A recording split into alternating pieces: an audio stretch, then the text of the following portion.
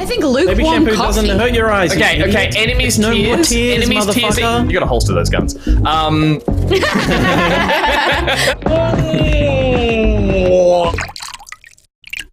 It's Doctor Who this time. With the I know. You killed him. You gotta pick one right now. What are you looking at?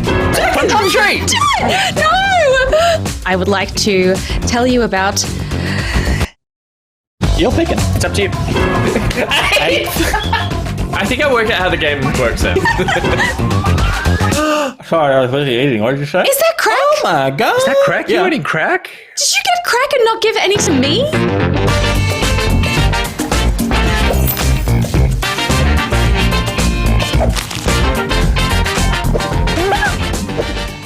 It's Friday the 29th of October. You always gotta share your crack with your wife. Coming at you live from the LokiCat studios, starring Gus Ronald. Yes. Steph Dixon. It's Peter Burns. That's not. No, he was here. Hi, Little Will. Amazing. Nick Boy.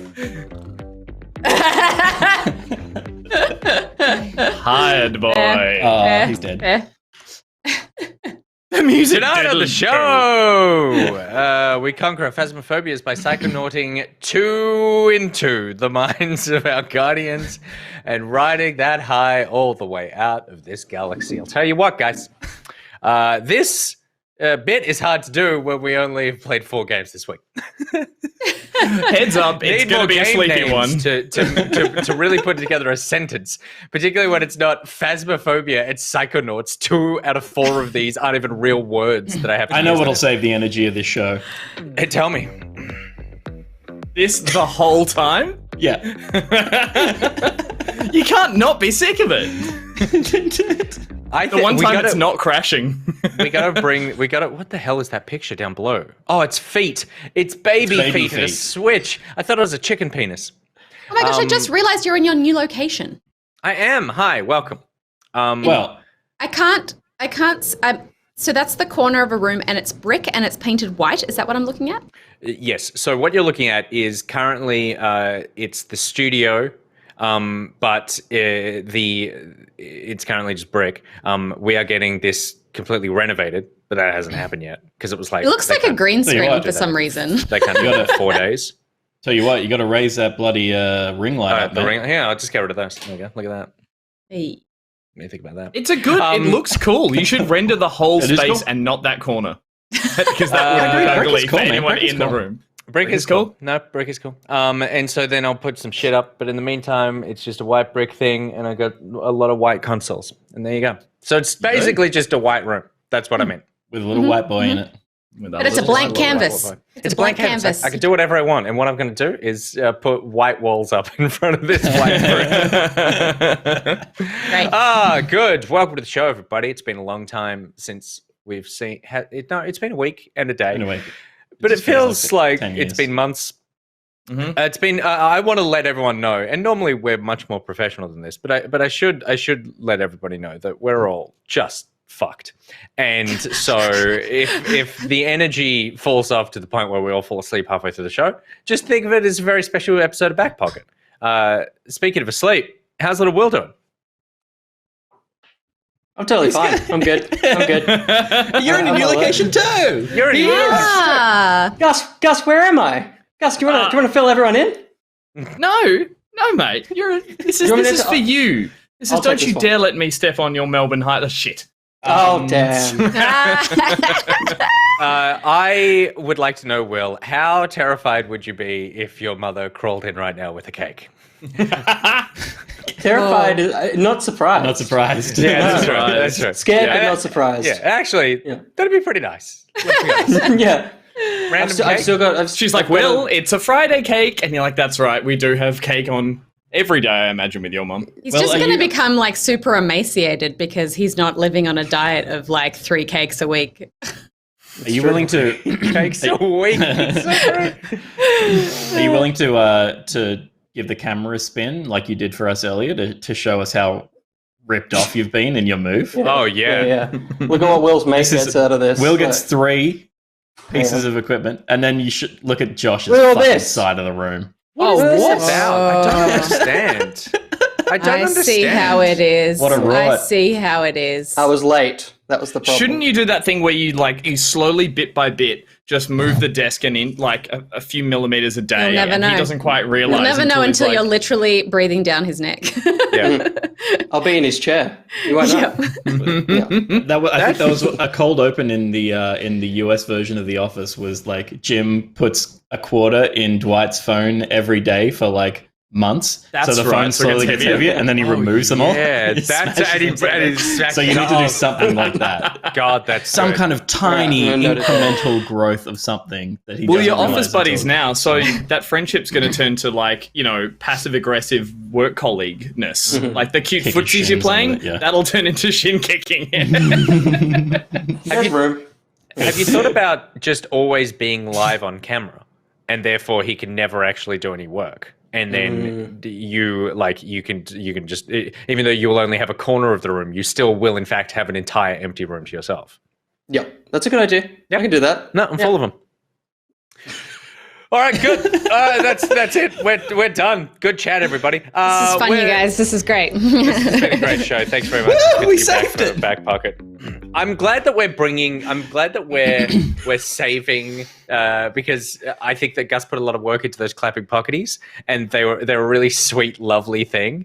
And then when we first started using them, they just became this awful troll. And I think that bringing them back with some sort of like levity, it's here to energize everybody. It's here to like make people feel good. I think that's what those pocketies deserve, right, Gus?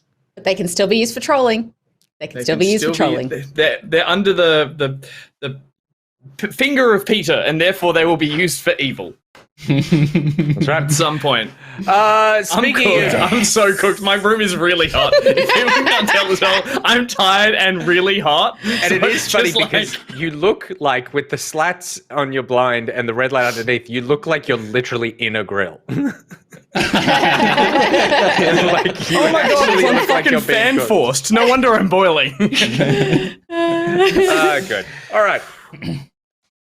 I shouldn't have had a sip just as I pulled focus with the all right. Speaking of hot people, Okay. let's talk about the games we've been playing. A little segment I like to call she said, what y'all been... Nick is doing a visual gag right now where he is falling asleep on his microphone. You can't see that. This is the audio commentary. Now he is slowly slumped forward and his head is on He's the desk. got a little smirk because he's like, fuck you, Peter, for not showing the bit. Enable audio captions. Main menu. Tooltip. Thankfully, my hair is long enough that I can look up to see if I'm on without anybody noticing. Speaking of hot people, LokiCat, and speaking of long hair, LokiCat, it's been a while, LokiCat. How are you doing? I haven't checked what you're playing on Steam at the moment, but I imagine you're recovering for the 250 hours of Metal Gear Solid you've played in the last month and a half. But it's Friday, obviously. Oh, I did say No, I said it was Friday. Good. So he may not even be here. I don't know. Maybe he's got plans on a Friday. What do you reckon LokiCat's doing on a Friday, Steph? I reckon he's cruising the town looking for, No, he's in chat. Birds. another soul who wants to hang out and connect in this crazy world, He should Yeah, talk but to he's Mark in chat. Zuckerberg. in Oh the my God. metaverse. Video. Yeah, he's desperate. He's desperate to connect That with people. video was amazing. Of all Highlight of the being- of all of the fake demo videos I've seen at every E3, that was by far the worst. Yeah. What's really bad is that I was going into bat for the fact that I was trying to diffuse the news that everyone is like, Facebook's changing its name. And I'm like, no, when you think about it, they're still going to keep Facebook. They just don't want to keep putting Facebook owns Oculus. Facebook owns Instagram. It looks silly. And yes, Facebook has a terrible stigma attached to it. But this is just going to be the umbrella corporation we never hear from that just always slaps its little Meta logo on Oculus. So you don't go, oh, it's Facebook. And I was like, yeah, that's cool. It's not cool, but it's like a normal thing a company does. And then he releases that video and I'm like, you're on your own. Yep. Yeah. It's like, Yeah, the thing is, it'll work though. It's like, how many people don't realize that Binge is owned by Foxtel? Yeah, stuff like that. It's well, like, and also it's his way of distancing himself from Facebook. He still owns Facebook because he's the CEO of Meta, but then he'll just go Facebook has become like old and boring. Yeah, totally. But it's still like old, boring, new and hip. damaging. So it's still like when some awful thing happens on Facebook, people will go to Zuckerberg like, "What are you going to say about this?" He's like, "I don't know. Talk to the CEO of Facebook. I'm the CEO of Meta." And it's like, "Oh, go fuck yourself." We'll talk about this more on Monday. But my one thing about that is I don't understand this obsession with it is LokiCat. This is entirely about you. I'll somehow tie you into this at the end. I don't understand this obsession with. Not only like I love the fact that it was all VR, but no one was ever wearing a VR headset, so it conveniently avoided the point that every time you sit down at your desk, you have to put on this fucking. Or when you finish the day at work, you just sweaty face like. But I just don't get why everyone needs an avatar. Like, it's all about connecting with people, and then it's like, oh, everyone's just going to be a cartoon character wandering around this world, as opposed to like at least here. We could see each other's real face. They're like, that was my favorite part of the avatar video will mimic your face exactly like your actual face. It's like, but I've already got an actual face and I've got a camera pointed at that face to mimic my face. Just turn the camera. Yeah. And then the bit where they didn't plan out properly in the video that he goes up to a wardrobe and goes, I'll just have to work out what to wear. And he swipes through like outfits of possibly anything he could wear in the world. And at that point, the video producers are like, you did the rest of the video in a black skivvy or whatever you're in, this blue shirt, blue pants thing. So he goes through every option and then goes, blue pants. He goes to what he's wearing and goes, perfect. And walks off. It's like just a joke that doesn't land because he's just like, no, maybe it is. Sell this. Show me. It should have been 30, like one astronaut outfit and 30 black pants and blue jumpers, like scrolling through. Like I know, and it's so true. There was another line where his friend is like, he's like, oh, of course, I've got to be the robot, and he's like, I thought I was the robot, and I was like, if you delivered that better. Nah. If you deliver that not like a There's robot. a line, there's one other line later on where he goes, you can look at anything you want in your space. And he's talking to someone else and he goes, I've always wanted a forest in my office. And he goes, really? And he goes, not really. That's the joke. It's like this. It's great. It's the perfect. Really? It's so bad. That's like the equivalent of an improv person being like, hey, the world is on fire. And somebody going, no, it's not. It's just terrific. But we should the talk exact about opposite of just like LokiCat. Not I was about to say, but we should talk about some things that are wonderful, like LokiCat. LokiCat, God bless you for sponsoring this segment. And I mean, arguably the most, I reckon, I would say you sponsor the most important segment of the show, because I think that while people love the lists and they love the character creators in any sort of like long form RPG, and they love whatever else we've done that everyone fucking hated. I think that if you removed what you've been playing, 90% of our audience would disappear. I think it's the meat that holds the dessert that is the second half of the show together. Because meat does hold. As a vegetarian, it's the filling protein. As a vegetarian, let me tell you what meat does. What meat does. Oh, good. Okay, should we talk about? Let's talk about let's talk about the meat. Yes. Came for the meat. Are you giving me a lead in to talk about the meat that I like? I mean, really, okay. Hands up, who has played the most Guardians of the Galaxy? Is it Will? How many hours have you put in? Probably me. I think. It would actually technically be Ben. Is it this hand? It would technically be Ben, but Ben doesn't have a hand, so I'm going to put my Whose hand jacket up. are you wearing there, Will? Whose jacket? This is my jacket. You're making me hot wearing it. Just take it off. I'm not taking it off. It's stuck to him. Yeah. Okay, Guardians of the Galaxy. Who wants to start us? Pete? Will? I'll start. Yeah, Pete, because I'm you'll playing start. for the game. Okay, Club. good. I had my first session with this on Wednesday night late. I started around 9 p.m. If you missed it, is it up on YouTube, Will? It is. It is. Well done. Yep. Well done. I didn't look at anything yesterday. So it is up on YouTube, and it's still on VODs on Twitch as well. And I played about 2.5 hours, and I was delighted for 2.5 hours. Oh my goodness! I think this game is amazing. Oh my god! It is great fun. It is a wonderful surprise. It is beautiful in many ways. It feels like an old school game, particularly how Star-Lord controls. He's heavy and clunky and slow, but I was not expecting it to be such a story game, and all of the story and characters I am absolutely in for, and I'm so down. And I was down from the moment the game started, me in a bedroom in 1980X, and like just rockin' music playing, a massive sleeve of lyrics.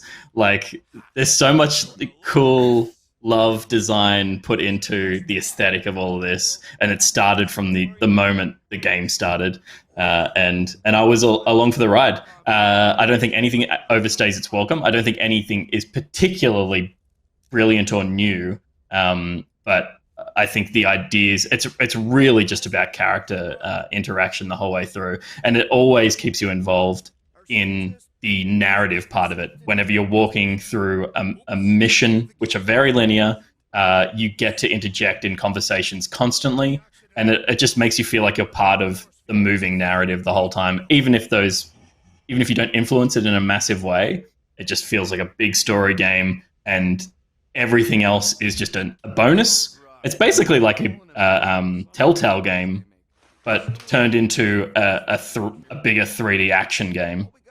If only they made a Telltale Guardians game. They did, didn't they? They did. Yeah. Comedy. Hey, you should work for Meta with quality content like that. So yeah, I'm having a great time. I'm 2.5 hours in. If it maintains the level of interesting character interaction and fun that it's currently delivering, then I'll be stoked the whole way through. And I think it's about a 15 to 20-hour game, depending on how deep you go into collecting stuff and unlocking all the abilities. Well, has it maintained for you? I think someone made me a game. I think that's what happened. Aw, that's someone a great made me a feeling. video game. It's just it's like Good. And in a funny way, it's made me realize how much I love the characters, and it's made me look at the films in a different way, because these really feel like the characters from the comics. They definitely draw a lot of visual inspiration, but in terms of who they are, this feels a lot more like there's a lot more depth to each of them, especially Peter Quill. He's still an idiot, but they've definitely played him as being like there is something more to him in terms of being a hero, which I'm interested to see unravel. And yeah, it's good fun. It's basically, Pete, like you say, it's the Guardians Telltale game with good combat, and that's kind of all I wanted out of it. But then there's just a visually beautiful game as well. I haven't played as much as I probably could have because there is photo mode, and I'm so deep. You can select different characters and like change their poses and faces individually. I saw some of your photos. I think on Twitter you uploaded. They look really, really cool. It's good fun. Yeah. So yeah, I am loving it. And Pete, I think the one thing you're gonna miss out on, unfortunately, for Game Club is the soundtrack. Yeah. Because like it's definitely built around a lot of songs. There's certainly some songs that fade through that is like they just needed to put a track in here. But for a lot of the sequences, it's really built around those 80s tracks. So it's unfortunate that there isn't always an extra track. At one point, it threw me into it, and this is very early on in the game. It threw me into the spaceship at the end of this first mission, and it's like you're escaping through a bunch of collapsing stuff, and I was like doing it, and I was like, "This is cool," and I was like, "I bet there's a fucking awesome song." I went and turned it on, and it was like Flock of Seagulls or something. It was like, and then I was like, "Oh god, I can't listen to it," but it's playing. What a shame. And so like. I'll let you go on, Will, but you've reminded me a couple of things, and seeing this footage has reminded me a couple of things as well, that I think the fun of it all isn't just in the narrative, it's in the whole way that you interact with the game. Like, even down to the kick. Yeah. It's comical. It's a great kick. It's a great kick. Like, the tone is really distinct, and it's throughout every part of the game design. That's not a combat kick, that's a soccer ball kick. Totally, and I just kicked every single one of those because it's fucking funny. Yeah. And that's not a soccer ball kick on a field, that's a soccer ball kick in a locker room where you want it to hit as many people and lockers as possible. Yeah. And it's also like the first enemy you come across is that thing. Which is this like weird ball. And then it's kind of just a series of weird ball plant things. And in terms of enemies, you're just going like, what is this? And this sounds like a negative, but it's not. It's like, it's not funny, but it's just weird, but I think in a good way, because you're just going like, no other game would be like, this is fine. Our enemies look like. At least like the first enemy you see is just this weird spike ball that you kick like you're a kid in a locker room. Exactly. Yeah. I've played not as much as either of you. I've put in about an hour and a half, I think. I'm really enjoying it so far. I'm still for people who don't know, the way that you control these characters is that you as Star-Lord, as Peter Quill, you have a gun, you have a kick, you can fight by yourself, but you also can control everybody else. So you just basically send orders to the other characters and get them to do abilities, and then in the meantime they also just like randomly fight. I'm still a bit at the button mashing stage of the combat of going like, all right, I know I kind of want all of you to do something right now, and so just like LB square, LB triangle, X. I think something's happening, but I'm beginning to find what that motion is. I am just astounded at the amount of dialogue in this game in the first hour and a half. It is, and I mean this in a positive way. These characters do not shut up. It's relentless. Like I realized oftentimes when I'm playing a game like this, I'll put on a podcast or something and then just pause it during like the story stuff. And I realized I just defaulted back into that behavior. And after about 10-15 minutes of playing, I was feeling really stressed out. It's because my brain was splitting between two constant conversation. It's a podcast in a video game, and I was listening to a podcast. But it's all really like, it's charming. It's charming and chummy. It's funny. It's really well acted. All of that. I think the exception being Peter Quill, who I find unbearable. I hate the look of him. I love the look of him. Have you done this? I think he looks great. As soon as I saw him and I heard him talk and I saw him like as a character in this game, I instantly was like, I wish this guy was real and was in the movie. Have you played through this sequence, Nick? I have. Yes. Yeah. See, by the end of this, I was like, I'm totally on board with him, because like, so he's like meant to be character. He's meant to be arrogant, abrasive, and awful, but like. He also just reminds me a little bit of Bradley Cooper, and you know I love Bradley Cooper. I just, by the end of this, because you get to also choose the kind of Peter Quill you are as well, you get to make those decisions. Through the choices that you make? Through conversation choices, the way you choose to interact with... So you're saying it's Nick's fault? No, but I'm just saying, but well played, Steph. I was saying that at least you get to empathize with him because you make the decisions for him. Like you're playing as him in a small way, but it's still like, I don't think it's going to be break the narrative or change the narrative in a really strong way. But again, Telltale, like this character here, Nikki, is the greatest character in a video game of recent times. Like fucking amazing. Just such a good presence from the moment she appears. And there's interactions between her and her mother, and it's like the best scene in a video game in a long time, of just such a real interaction in an absurd situation of these space characters. But the thing that I like, and why I think it works so well, is I think they've done such a good job with the motion capture and particularly facial animation capture. The lip syncing isn't perfect, but the expressions are like at times reminiscent of Last of Us 2, where you go like, wow, an eyebrow movement there is what made this scene work. And the detail is in here. I'm really impressed. Particularly Gamora. Her face she looks like a real person. Yeah. She doesn't look like a video game character. She looks like a real person. Groot, not so much. I agree with the Peter Quill stuff. I think he's more, and Will, this might be what you were speaking to, he feels more like he's a leader in this game than he is in the films, where he is like putting the gang together and kind of like bumbling his way through and like, I don't really want to be doing this. Whereas here, he does feel like, no, sure, we all are an insane group of people who shouldn't be working together, but we are a team, and I'm going to try to make sure that we get through it. I don't like his look. I hate the voice acting. I think it's like, it's well acted. I just hate the choice of the sort of like total surfer Cali guy. Everything, it's like there's already so much about you that is abrasive. That's just one abrasion too much for me that I'm like, but I love Rocket. I love him. I think that like that performance for me is probably the strongest one in the game. Rocket reminds me a lot of Chris Pratt, so that makes a lot of sense. Yeah, fair.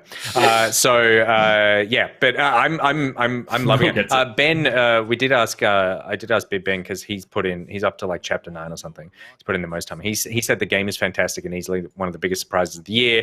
As a huge Marvel fan, there's a ridiculous amount of Easter eggs and references, which I'm sure Will has found as well. Combat does start off a bit basic. And it gets really tactical and interesting later on and a lot less spammy. And he started off thinking it was too much like the Guardians movie, but the longer the game goes on, the more it separates itself. Can I jump in? Because we're all going to play this for Game Club, and I haven't touched it yet, so I'm finding all this really interesting. But based on what you said in terms of its comparison to how the movie and how they fumble through, obviously having to make an Origins film, and I'm sure I worked this out in the first 5 minutes of playing it, but for anyone else who's not playing it yet, does this start like they are an assembled crew? This is more the comic book lore in terms of like there's been years of them together and it's an adventure. Okay, right. Which is what I assumed. There's seeds of. It's one of those things that I think a lot of even the Avengers game did as well. It pulls upon things that anyone should be familiar with. It's like you definitely will understand how they formed if you have any passing knowledge. But it's not. If you've seen the trailers for the films, you'll be like, okay, I can kind of get these character types and how they met. Just through like snippets of it. Yeah, cool. Is this a controller game or is it designed? Do you play with the controller? Would you say? I'm playing on an Xbox, so I am playing it with the controller. But I would say for the radial menus to control. I think controller would probably be best for combat. Yeah, totally. It doesn't feel like there's not really any precision combat. It doesn't feel like playing with a mouse and keyboard would ever be advantageous or more comfortable. That looked pretty lock-on, that combat. It does have a snap to mechanic and stuff. And like the snap to mechanic is cool, and some of the creatures have abilities that roll them out of your lock-on and stuff as well. That's an interesting thing that happens in the combat of like you're locked onto this worm thing, but the worm does this like super fast rolls attack thing, which like disengages that lock-on, which is like cool and feels dynamic in the combat, which is fun. I'm still very early in the combat as well. I've only started the next mission that is being set up by this cutscene, which again is brilliant. So good. It's very good. The whole like I don't know whether it's like because the movies don't work that well for me. I like the color and I like the tone and the attitude for the most part, but most of the jokes don't land for me in the movie setting. And I don't think this is like too different in how it's written, how these characters are written, but it's landing heaps better for me, and I can't explain exactly why yet. I think it's because you're used to quips and stuff in video games. Yeah. Like in a film, it's like if it's billing itself as a comedy, you want to be laughing out loud. And I don't think you'd have many laugh out loud moments in video games. At least I don't. I have lots of like, this is entertaining, but it's not like ha ha ha ha ha. But in a film, if I'm watching a comedy, I want to be laughing out loud. So I think there's a bit of that level of execution needs to be much higher. Yeah, there's a bit of, and I think also like I think Drax in particular is a character that's handled heaps better in this video game than in the films. I think Dave Bautista is amazing. I think he's has proven to be an incredible actor. He's like such a presence and is a comedic actor and a stoic actor, but the way that he is directed in Guardians of the Galaxy, he's just a fucking idiot. And I hate his first interpretation of that character won him fans of that style of it, and I feel like he just has to play it that way now. Versus probably he's probably learned like some pretty good acting chops on his way through other films and things. So but I also don't think he wasn't presented as an idiot. He just but like the idea is that he's naive. No, it's just that he takes everything literally. Yeah. It's not that it's just because it's meant to be like his cultural background or his people are like, you know. No, I totally get that. They don't speak in expressions. But it doesn't work for me in the film at all, yeah. It doesn't work for me in the film at all. I think he's like, I just think that character is, because it's a one-note joke and it's used so free. It's the only thing his character ever does when it's not being brawn. He's just like, I took that thing you said literally. Or and the invisible bit as another thing. It's like it's always the same joke presented differently. I think he's a much more interesting character here because he still does exactly that, but he doesn't come off as like a waste of space in a narrative sense. Like I think Dave Bautista in the film is just muscle. That's all he is. He's muscle and comedic relief. Whereas in here, it's like he's actually an interesting part of the team because he's worth listening to. Yeah, fair. I was just going to add, like, apologies to Drax, film Drax. While we're shitting on the films, I will say one of the things I found painful with them is because they had such potential in terms of scope and color of universe and how much there was there. And like, you know, the film had to set up an origin. The second one has to go really hard on like some extra parts, but they ping-ponged around in the films because they have a runtime, because they have to be this certain length. And I was like, I love the palette that Guardians paints with, but it just has to be condensed into a film, which really frustrated me for some reason with those stories. Whereas like the reason I'm pumped to play this, and I hope I assume maybe it's a reason that is helping you along, Pete, is like there's time now. There's time to go to all these places and have this time with these characters that I felt of all the Marvel films, they really rushed how these characters interacted with each other. That's purely my opinion, but I'm looking forward to going to weird side quest planets and where you fight gelatinous cubes. A real departure from the balls. But it's like, I want them to have downtime at a crazy Citadel planet where there's, you know, like rather than it be a set piece for a film where a bit of dialogue and story has to push it to the next scene. So I hope this is like a really, and from everything I've heard, and you guys are saying, it's like a nice, what was it, like 8 to 12 hours kind of thing? From 12 to 17, I think, is where the... Oh, okay, cool. Sits. Which feels, like I'm glad it's not a huge collectathon that sends you backtracking too much from, what I've heard. And of the 3 chapters that I've played so far, one of them was entirely character, narrative, people walking around, still engaging, still had some quick time events and stuff, still had, like, you need to think about how to navigate this thing, but was just about character introduction and character interaction, and I hope that continues, because that was like, I mean, chapter 2 is my favorite chapter so far because it was just like meeting cool characters who had cool conversations. Cool. The criticism I've seen leveled at the game by other people is that it's sort of like it's video gamey as hell in a lot of ways. It's very like levels and collectibles and the puzzles, like everything you sort of expect in a video game, but it's doing a lot of stuff and it kind of does everything at 70% effectiveness or quality. Has been quite a recurring thing that I've seen from people. I'm interested to see how that holds up. Though I would say that I think from a story perspective, like it seems to be hitting much higher than that. From a character perspective, maybe more so than story. That also I think that there is space for games where it's like everything about this is good. It's executing all of this good, because I think there's lots of games where there's one thing that's brilliant and then there's lots of it that is not awesome. And while that can be great sometimes, there is that thing of like, oh yeah, if you sort of hit everything on a 7, then it means that everything is actually kind of enjoyable. But then, you know, for something like the character progression, that's what's actually, I think if you remove that, you don't really have a video game here that I would want to play. Like the combat's not engaging enough for me to be like, yeah, I want to spend a ton of time with this, even though I haven't unlocked a bunch of stuff. I feel like I know that, and I could be wrong, and I'll check back in a week and I'll tell you. But these characters are totally the reason you want to be hanging out here, and they do a really good job with that. Yeah. Cool. Cool. That's Guardians of the Galaxy. Great. We're all going to be playing this, obviously, for Game Club, but you will be hearing more about the game over the course of the next couple of weeks. And Ben's just been pinging the live chat in Slack with just updates. It's a very different story, though, Gus. They do a good job of explaining it all in dialogue. God, I can't wait till you all play more of this. It's definitely just scratching the surface of the good stuff. Gus stuff. Here's my problems with that. No, I'm totally willing to be convinced, to fall in love with these. Garcia yells in the chat, all right, I'll play it, just give me some time. Gus, talk to us about your character-driven game that you've been playing this week. Totally. I haven't picked up Guardians yet because I've had a busy week, and that has involved mainly Riders Republic, which came out yesterday. The Ubisoft open world extreme sports game, hence my extreme exterior look that you're getting tonight. For anyone who saw... Cool.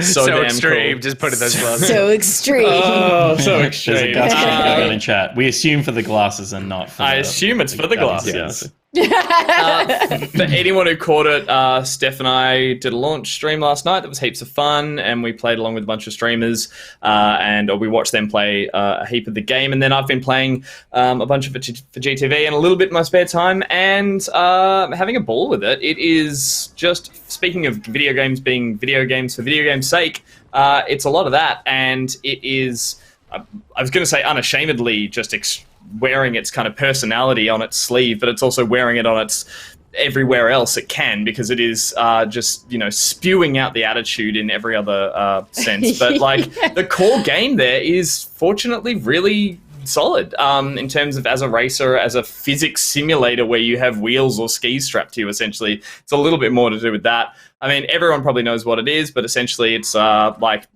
a range of events that do different extreme sports disciplines. You move around a giant fictional park, which is like an amalgamation of a heap of real world locations that are desert, snow, forest, that kind of stuff. And it's beautiful. I'll probably start with that. And you guys have all seen it, I think, in some capacity and played a little bit of it. And it is surprisingly stunning in terms of the design, the lighting, the particles, the sort of like the snow effects, all that kind of stuff. Of jackets and pants available. So many jackets and pants. But it is, it's a beautiful game, and I'll get to a thing in a moment that's like has really capitalized on that, I think. But what you're seeing here is not that. This to me is the best part of the game. It's really cool. These are the mass races, which are a timed event, and they are, I think, again, this feels like something the devs Why is it the same character model? This was still in the beta as well. Right. This is early on, where everyone playing had just installed it, so they're all playing default character models. Oh, sure. Yeah. So these are like 64 people races. There's like multi-tiers of them. I mean, the other races around the world that you do can either be like you pick between ski and snowboards, you pick different bikes, or you do like rocket suits. That's kind of the three disciplines. It's snow, bikes, and air. But then the game just has a lot of fun mixing all that stuff up by then, giving you races where you change halfway through, that kind of stuff. That seems to be a big thing that, unfortunately this is a spiritual successor in sorts to Steep, which was by, I think, Ubisoft Montpellier, and it was this really, really sort of genuine, pure skiing game that came out that had like a beautiful system, and I'm not sure how much of it is using that same engine or playing with it, but it probably took itself a bit too seriously, and in doing that, it didn't have a lot of fun. It had things like when you changed your discipline or changed your fit out in Steep, you went to a menu and reloaded in, whereas everything here happens on the fly. I did that so many times where you rewind and I'm like, okay, I'm going to start from here, and you just plow into the same rock or tree or floor. Well, I mean, that's a good example. The rewind mechanic in Steep stopped and reloaded the game. The changing what you were wearing stopped and reloaded the game in Steep. Okay. So they definitely went like, okay, this is the reason people got grumpy with that game. And another thing about that people found difficult was how much it relied on realism of physics, of trying to nail the perfect landing and all this kind of stuff. Whereas this, they've definitely gone for the fun angle, not just in the design and the disciplines, but also in the controls and how it feels to play. There are, from what I can tell at the start, two options to do with an easy tricks mode, which is just kind of like a couple of face buttons get you doing the tricks. And there's also an easy land mode, which just is a lot, I haven't quite worked out how they're trying to tell you it's an easy land mode, but it's just far more forgiving. And I think that's kind of what they're going for in this. They're not trying to make it about the realism or like for the tricks example, it's not about landing the tricks perfectly. It's like, can you combo a lot of them together, and how can you do it creatively? And I think that's the angle they're going for. It's not like get frustrated over not getting landing the tricks and that sort of stuff. I love that they've created, because there's a few I think car racing games that have done this, where they try to create some kind of like racing utopia and everyone has crazy hair and they use this cool language, and they've really kind of doubled down on that idea to the point where they are not trying to represent any sort of reality, and they're making up words, and it doesn't take itself seriously, and you go from skiing into like shooting off into a rocket machine.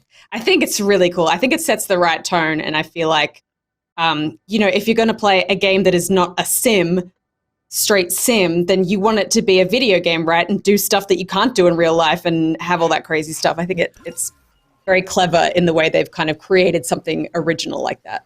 Well, I think you touch on a point there, which is that essentially this is a fantasy game. Like, this is by Ubisoft Milan, and it is their interpretation of what they think this fantasy version of, like, Colorado, California extreme sports is, because this is the sports version of Life is Strange. Yeah, it is.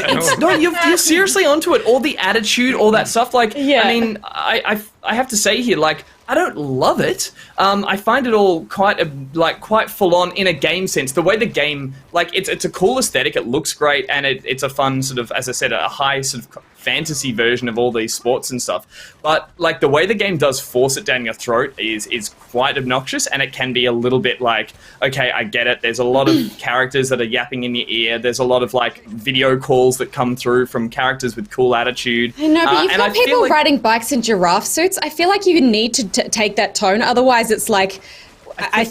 It's like Horizon. There's no balance. Imagine if they were speaking old English. Like, it would just be like, what's happened? I don't know. Or if they would just ask, like, if they would just ask going, hey, look, you're scheduled for a bicycle ride in 20 minutes. Yeah. Do you think you'll what's your ETA? But no, that sounds weird. It needs to be like, dude, there's a sick race happening over on the other side of the mountain. You got to get there quick as fuck. What was the one that I heard? Like, you got to twangle with those guys because they're crazy. And I'm like, twangle. He says, holy whiz fizzle, get over there. And you're just like, it's part of the same mentality that went into the Lubemobile ads. The O'Brien ad and the and Christmas jokes of like, everyone hates it. And it brings everyone together because everyone hates it. Together. Exactly. Yeah. Exactly. Because otherwise you'd be nitpicking other things in the game. You'd be like, oh, the room mechanic wasn't perfect. It's a neon herring. Is that what it is? It's a neon herring. The problem is, even when you try to take this seriously, these are still young people and extreme sports people, so they would speak with colloquial vernacular. And then when you try to write that naturally, that's when it sounds cringe. Do you know what I mean? Because it's like... Yeah. Inevitably it's going to sound weird and forced and wrong and not actually how people talk. And so then I feel like you need to go so far in the other direction like they have here that it's like, oh, okay, this is all like a big joke.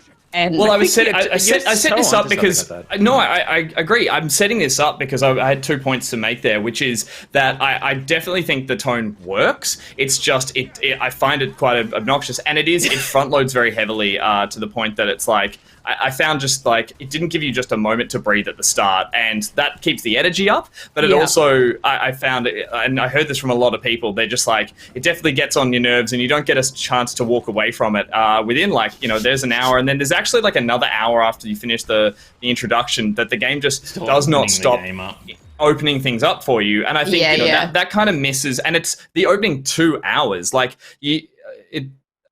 it's forgivable, but it's also like that's when you're making your judgments on the game, and the way you want to play that game and keep coming back to it. And I found that was a bit difficult. But I definitely found it annoying that like I did a bike race and they were like, "Cool, now let's get you started and check out the map and that kind of stuff." And I was like, "Cool, I want to snowboard." And they're like, "Another bike race," and I'm like, "No."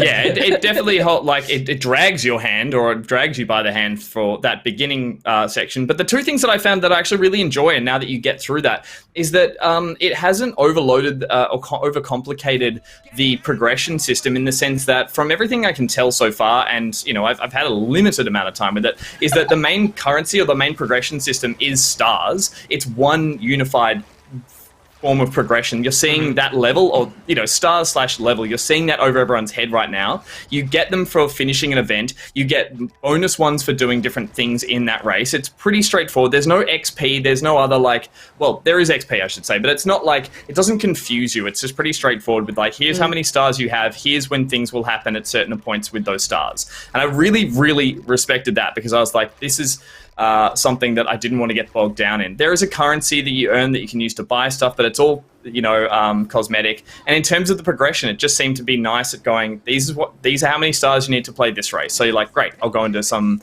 in another race or format. And you do earn them for like going back and redoing races with friends, multiplayer races, mass races. It's like you're constantly earning it. You're not, you know, you can't earn any more with this race. It's like they're always still being ticking over. So it is a game that lets you just go back and keep doing the one thing you like a lot, and you will still be making some progress in it. So that was something I was concerned about. I was worried they were going to like absolutely throw so much of that at you in terms of how you're meant to be progressing through the game that you would just get frustrated. Steep actually had that problem. It was like very convoluted in how you move, like got things opened up and how you traveled around the mountain. So I think that's great. The other thing I want to mention is that there is a Zen mode. This was a bit surprising. I didn't know this was going to exist, but essentially there's a single player mode that takes out all of the online functionality of it and just lets you explore the mountain. You can get dropped off by a helicopter anywhere you want to go. You can do different races. There's no hundreds of people, constantly AIs or ghosts version flying around you. And it's a perfect way to show off how beautiful this map and world is. You get all the gear and stuff you've unlocked. You can't unlock any more in that mode, so it does give you a motivation to go back into the real game and you know, do more events. But it's a really nice addition, and I'm really glad it's there. My only criticism is that it is only single player. There's no chance to take your friends there and just be like, hey, let's go and chill out on the mountain and do something fun. You can't Zen together. My suspicion there is that it's an offline mode, and so they have something when the servers crash, or like, you know, that there is still a game there in some capacity. But I would love to do that with friends. Maybe there'll be a version later on. Sorry, is there AI riding around, did you say? Because that would be, I feel like this map would be haunting to be in by yourself. I think that, yes, there is really AI stuff like around the little central hub. Yeah. There's like that's stuff kind of makes it feel alive and dynamic. Peter, they're everywhere. They're everywhere. You zoom onto that map, there's thousands and thousands of little white icons, little ants moving around the whole map, and they populate where you are at any one time. And it is almost anxiety like invoking, because it's like everywhere you go, someone goes woohoo past you, and you're just like, just a second. It's cool. It's a very cool piece of tech, and I wonder how many of them are actually ghosts versus AI or people recordings or whatever, because you see them wig out like crazy everywhere, and in that sense, it's fun.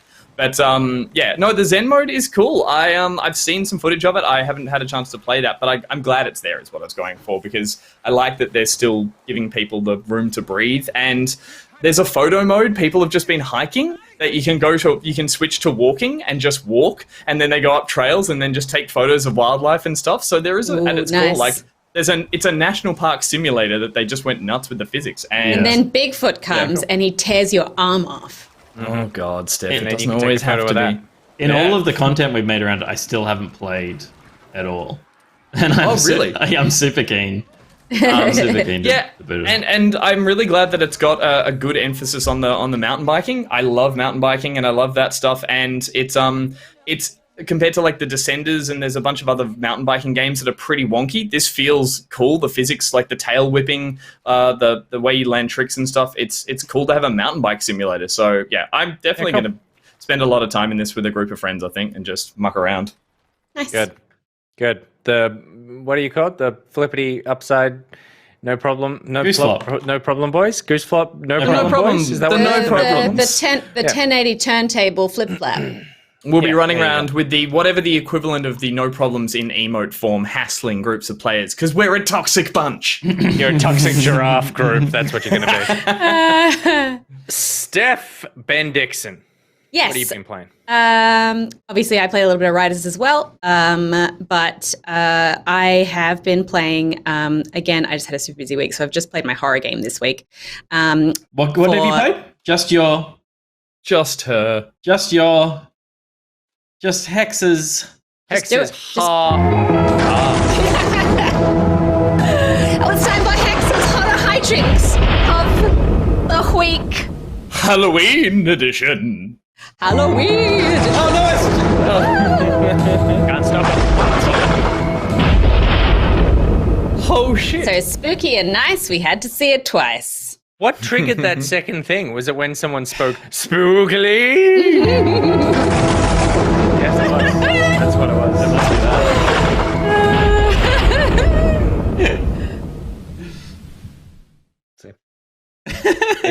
Even exhausted, we're just on the same level. This week I played Phasmophobia because they released an update. They've released a couple of updates to the game, and the update before the most recent one added some new ghosts, which was nice, and a few new pieces of equipment to hunt the ghosts with. But this update that they add is probably the most substantial addition to the game to tie in with Halloween. Obviously, you can see that the garage that you kind of lobby in before you get out to the ghost houses looks quite different. And there's all kinds of little spooks and scares and Easter eggs in there, which is quite funny. If you skip ahead a little bit. Mm-hmm.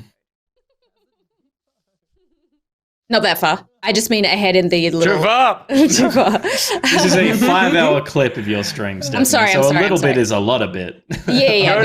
Go to the part where she starts doing jigsaw puzzles. That's... Oh, God. It's horrifying. That was Liam. I was playing with Liam, who was playing in VR, which is very funny when he plays in VR because his arms are all like wiggly like this. But yeah, so there's little Easter eggs and stuff like that, little spooks and things that jump out at you and stuff, even just in the lobby area, which is awesome. And you're given a little UV torch, which reveals some spooky stuff that's, invisible. It's like going to laser tag. It's like going to laser tag.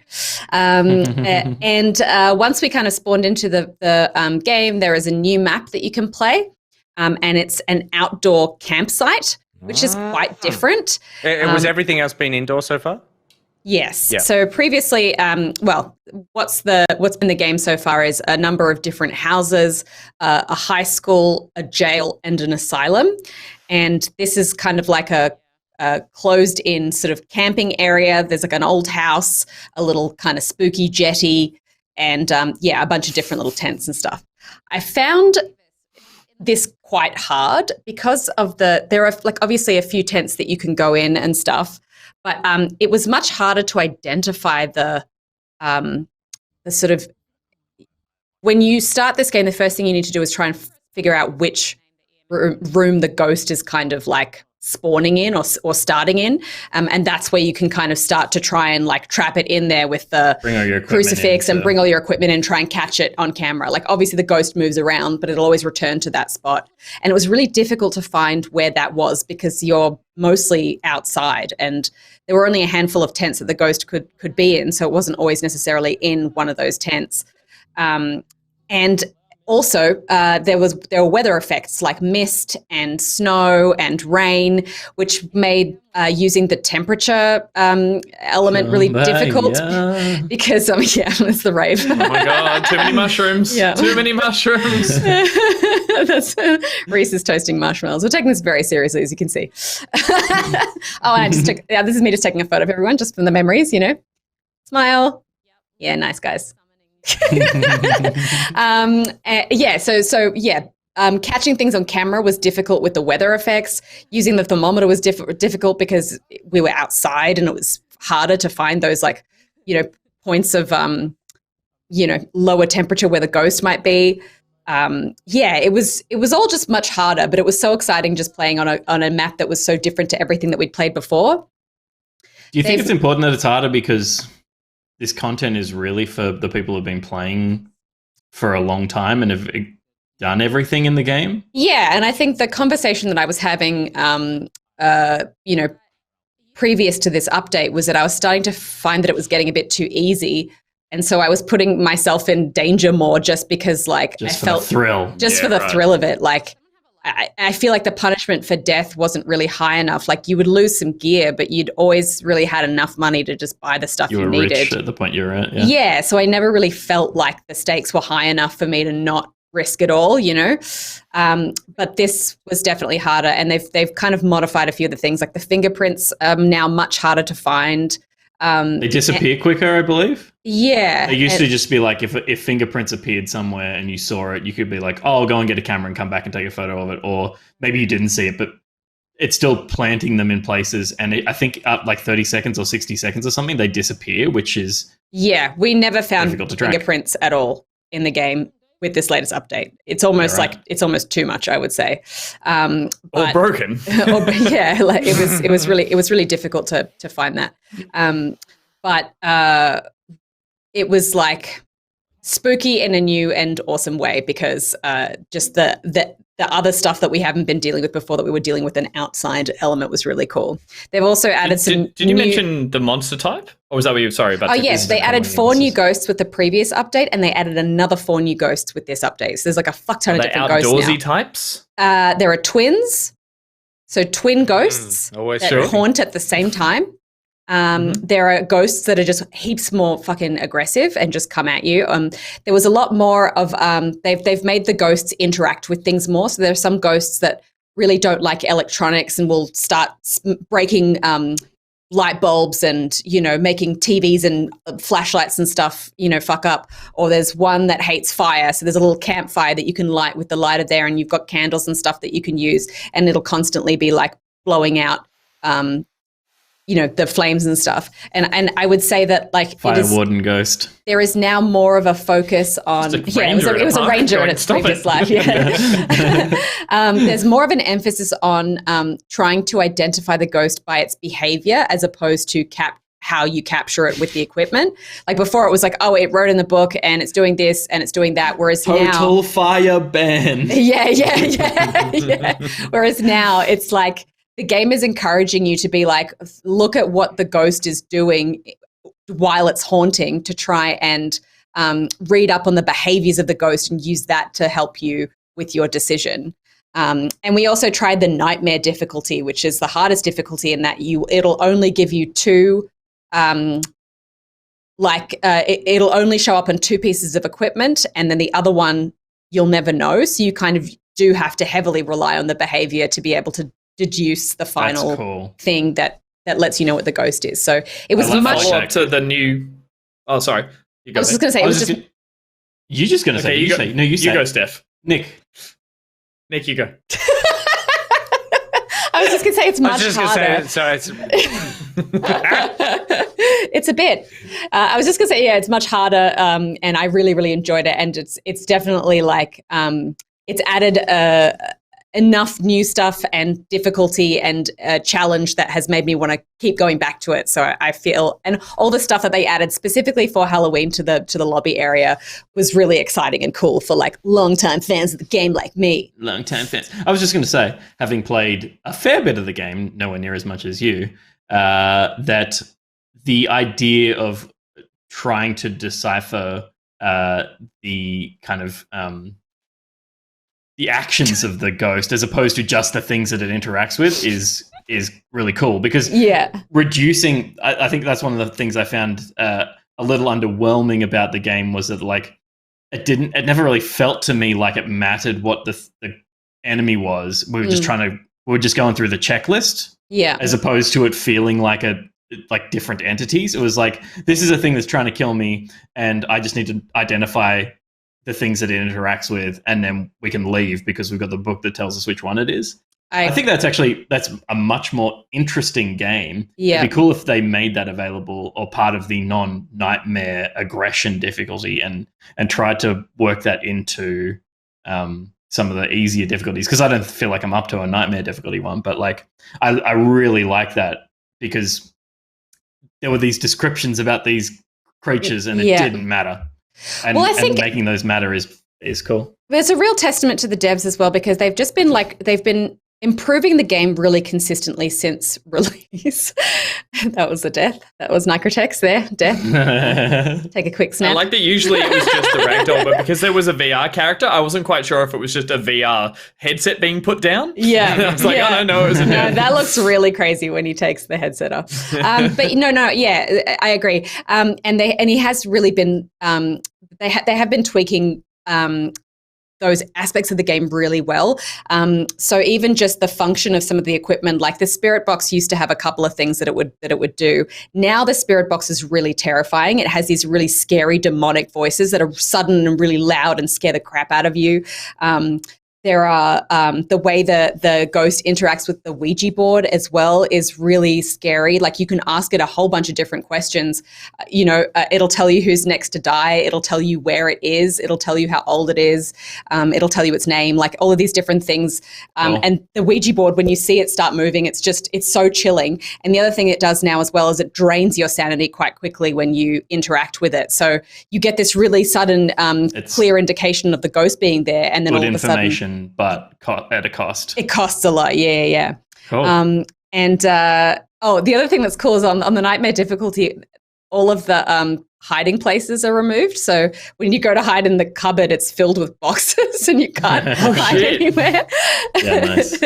I was just really, I was really impressed with kind of going on the journey with this game as it's been getting better and better. I feel like I've been rewarded for kind of sticking with it over time and seeing how the developer has really paid attention to what people are enjoying and not enjoying and making those little tweaks and adding more content. Because it was just, I've still never played, I've played a lot of things like it, but when this came out, I'd never played anything like it before. And I feel like it really was kind of pioneering us a new cool mechanic in the way that you use your voice to interact with the ghosts and stuff. And that stuff is still always really exciting when that happens. And I never leave a play session of this without some like truly terrifying moments. So yeah, and hilarious ones as well, because it's just fun that you can be in this space with your friends and just do dumb stuff as well. I think there's all these things that you can interact with as well. There's all these campsite games and stuff that you can play with, and you could go bowling and try and play that weird cornhole game with the board and all that kind of stuff was really funny. Cool. So my question. No, I've got my fucking question out. Get your question. You just want to say real quick. So my follow up to the ghost thing. Lando looks like you're on Hey Hey at Saturday, and he's the little dude. I know. With the Sorry. hat. My follow. If I move him, he'll get angry. My follow up question was that there are new ghosts that you said, but we haven't seen any because obviously for people who don't, it's like they're invisible pretty much the whole time. My question was about the actual character models because I really liked when I did play this a little bit with you guys was not seeing it is scary, and then the flashes of it were terrifying. And from memory, it was like an old woman and a man that kind of had big fingers. Yeah. I was like, is there some cool stuff in that? Because I know it's kind of ruined once you see it and you go like, oh, okay, I've seen the monster. I've seen what's behind them. There's a creepy old witch woman. There are the twins. There is one that crawls on its like the Grudge and stuff. That's really gross. And they sing now as well. There's like weird haunting tunes and laughter and stuff. She's called outside and here's a real.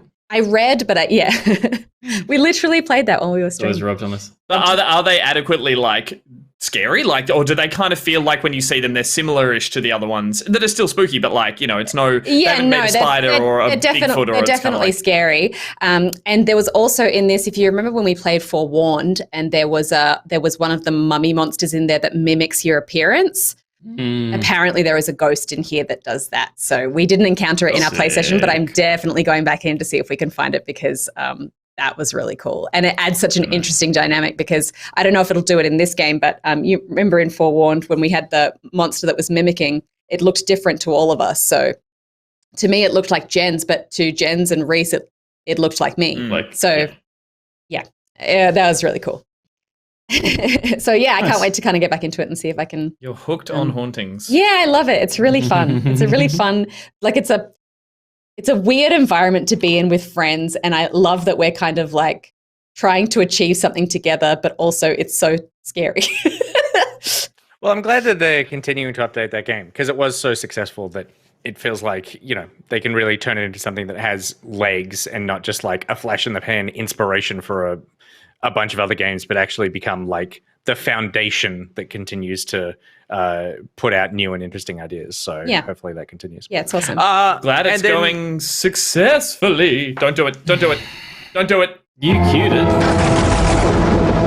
I believe he still does it. It wasn't me. It was you.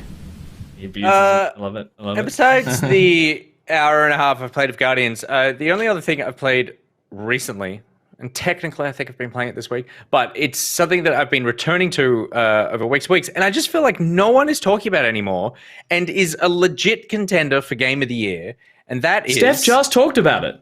Psychonauts 2. Psychonauts 2. Oh my god, this game is so just joyous and funny and beautiful. All the things that I was... Sorry? Did you finish it, or is this your back into it? No. I'm about to, about 3/4 of the way through. And there is, and I'll get to the reason why I haven't finished it yet. But I do want to just quickly reiterate the positives, which is this game is just so stuffed with ideas. I think we've been really spoiled with the genre this year fun, platformy. Just played the other one. Just played the second clip. Don't worry about the other one. Might be broken too. That's good. That's fine. No, it's broken. No, it's broken. Okay, that's fine. Pull the pork chopper's hoof. Just stay on my incredible face. If you are going to pull something else, pull Psychonauts 2 Cooking. I think we've been really spoiled for like creative platformers this year. It Takes Two, Ratchet and Clank, and this all have more ideas in them than lots of video game entire series have. And Psychonauts is just a really fascinating, fun world to be in. The characters are really beautiful and kind and funny and weird, like weird in a really beautiful, like Double Fine kind of way. And I think that some people are sort of off-put by the look of it. I think that the first game can look a little janky. This one actually looks gorgeous when you're actually playing it. So all these positives. It's just, every time I get back into it, I'm just like, God damn, there's so many amazing ideas in this. The reason I haven't finished it yet is there are so many ideas in it. And it feels like a game that, you know that saying in film of like, kill your darlings? It feels like they didn't quite know how to kill their darlings in this, and they put in everything. And even though it's not really a long game, I think it's like 12 to 15 hours to finish it. It doesn't necessarily focus you intently on like, this is the point of what you're trying to do, get to the end of the game. Like, you know what the story is, but it doesn't really funnel you in a way that a traditional sort of like single player game does. And a lot of the time it takes you on like a diversion to a different place for like 45 minutes or an hour. The clip that I did have lined up that is broken is one such diversion where you enter into this like Iron Chef ready, steady, go cooking show. And you need to basically cook a bunch of dishes for these judges. And it is one of the best sections in a video game I've played in such a long time. It is so creative. It is so funny. It feels so good. It has such a brilliant idea behind it. It executes that idea so well. It would be a fantastic standalone game. It's like Overcooked meets Fall Guys. And I think it's just brilliant. But it kind of like is such a side thing that you have to do to continue down the story path. It's kind of like I start playing, I hit one of these things, I go play it, and then I feel like, oh God, I feel a bit exhausted because it feels like I played a different game than the game that I'm trying to finish, which is this story about like completing the main thrust of the narrative. Even though this side dish that was an hour is one of the best parts of a video game I've played in all year. It's such a strange feeling to have of like, all these things are great. They didn't necessarily need to all be in this one game, but I'm really glad they're here. But sometimes I wish I didn't have to play them, but God, I'm having fun playing them. And I kind of like, I finish each play session just going like, God, I feel like, you know, a sexually confused college student. I just don't know where my feelings are right now. So, but it's so good. Gus, you in particular, I know this is... You flung me a message the other day and were like, play this players. It's just so... I think you would love it so much. And I really do think everyone... I got it on Game Pass, so it's sitting in the library. So, okay. And I see people in chat saying that it's... I thought it was Psychonauts starting this weekend. Yeah, I do think this is not one to sleep on. I think if you play the first hour, you'll know whether or not you like this game. And even though I'm saying like it does weirdly go on for a bit, it is like I said, this thing is just the best part of the game I've played so far. I don't think it should have been in the game because I think it pulls you away from your thrust too much. So funny. But I'm also just like, God, I hope everyone gets to play this awesome section of the video game. So it's not the greater than the sum of its parts. It's some of its parts are great, which is this bit and some other bits, but it is still a very good game overall. It's almost like the sum of its parts are greater than the whole. And the whole so far has been fantastic. It's the sum of its parts. Yeah, it's very strange. But I do put your parts in the whole, and it is great. It's the sum of your parts. Spooky. Yeah. But yeah, so anyway, Psychonauts 2, I'm definitely going to finish it before our Game of the Year chat because I think it's totally up there for me. It's on my list already of like, these are my Game of the Year contenders. It is funny to play a game where I'm like, ooh, it's like cake, right? I guess it's like, this cake's great. I've eaten too much of it, but that's good cake. Mac and Dag just says, really thinking I need to play one first before jumping in. I don't know. I feel like... Didn't hear that from a lot of people in reviews. Yeah, I don't... As in, they said the opposite. They said you don't, yeah. You don't need to, and I feel like you'll... if you play one, then you'll just be frustrated by the fact that it's so dated.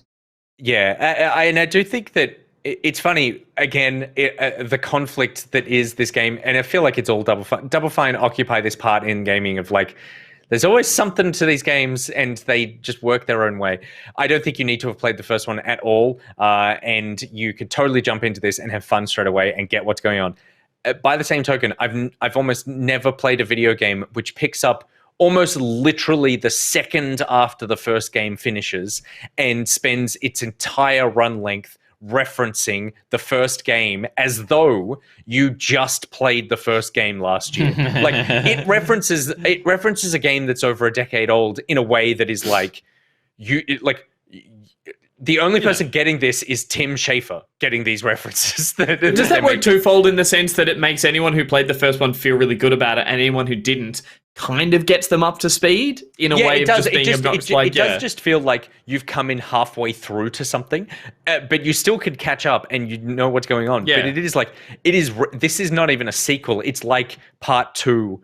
It's like when Double Fine put out Broken Age Part 1 and Part 2. It's just like you completed your game as opposed to you made a sequel to your game. But yeah, it's fantastic. It's on Game Pass, and I really recommend people check it out because, god damn, it's joyful.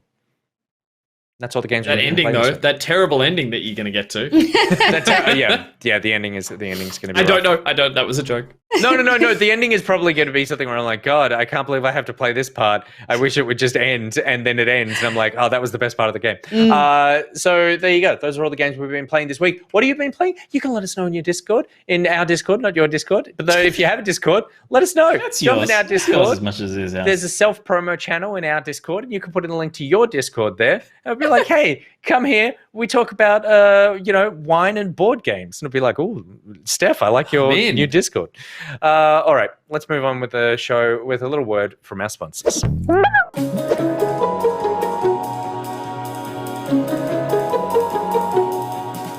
Alrighty then. Alrighty then. Alrighty then. Alrighty then. Alrighty then. Alrighty then.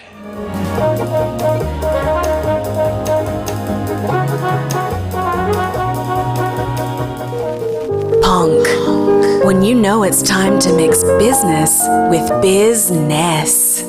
Ponk. When you play 7 instruments, each one like the love child of Yo-Yo Ma and Santana. Ponk. When you're 1K from having a really problematic logo. Ponk. A fragrance for men. Because you deserve to smell like a tin whistle.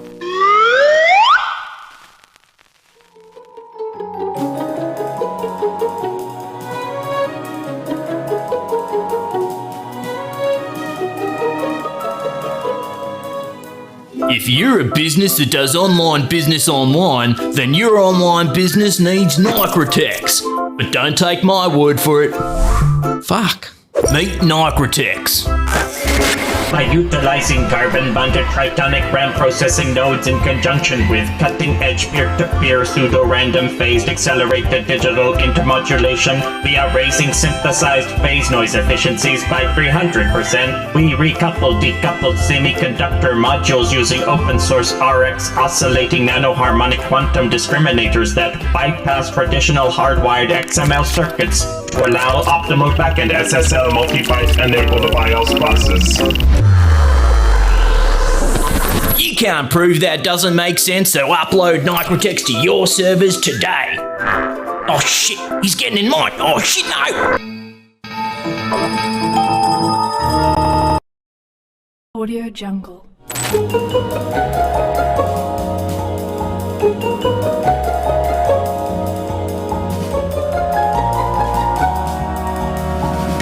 Hey everyone. Some of you may know me as Liam, most of you probably know me as Avexia, and I'd say everybody knows me as that guy that doesn't shut the fuck up about Destiny. But since you mentioned Destiny, let me tell you about something so revolutionary that it will change the way you play Destiny forever.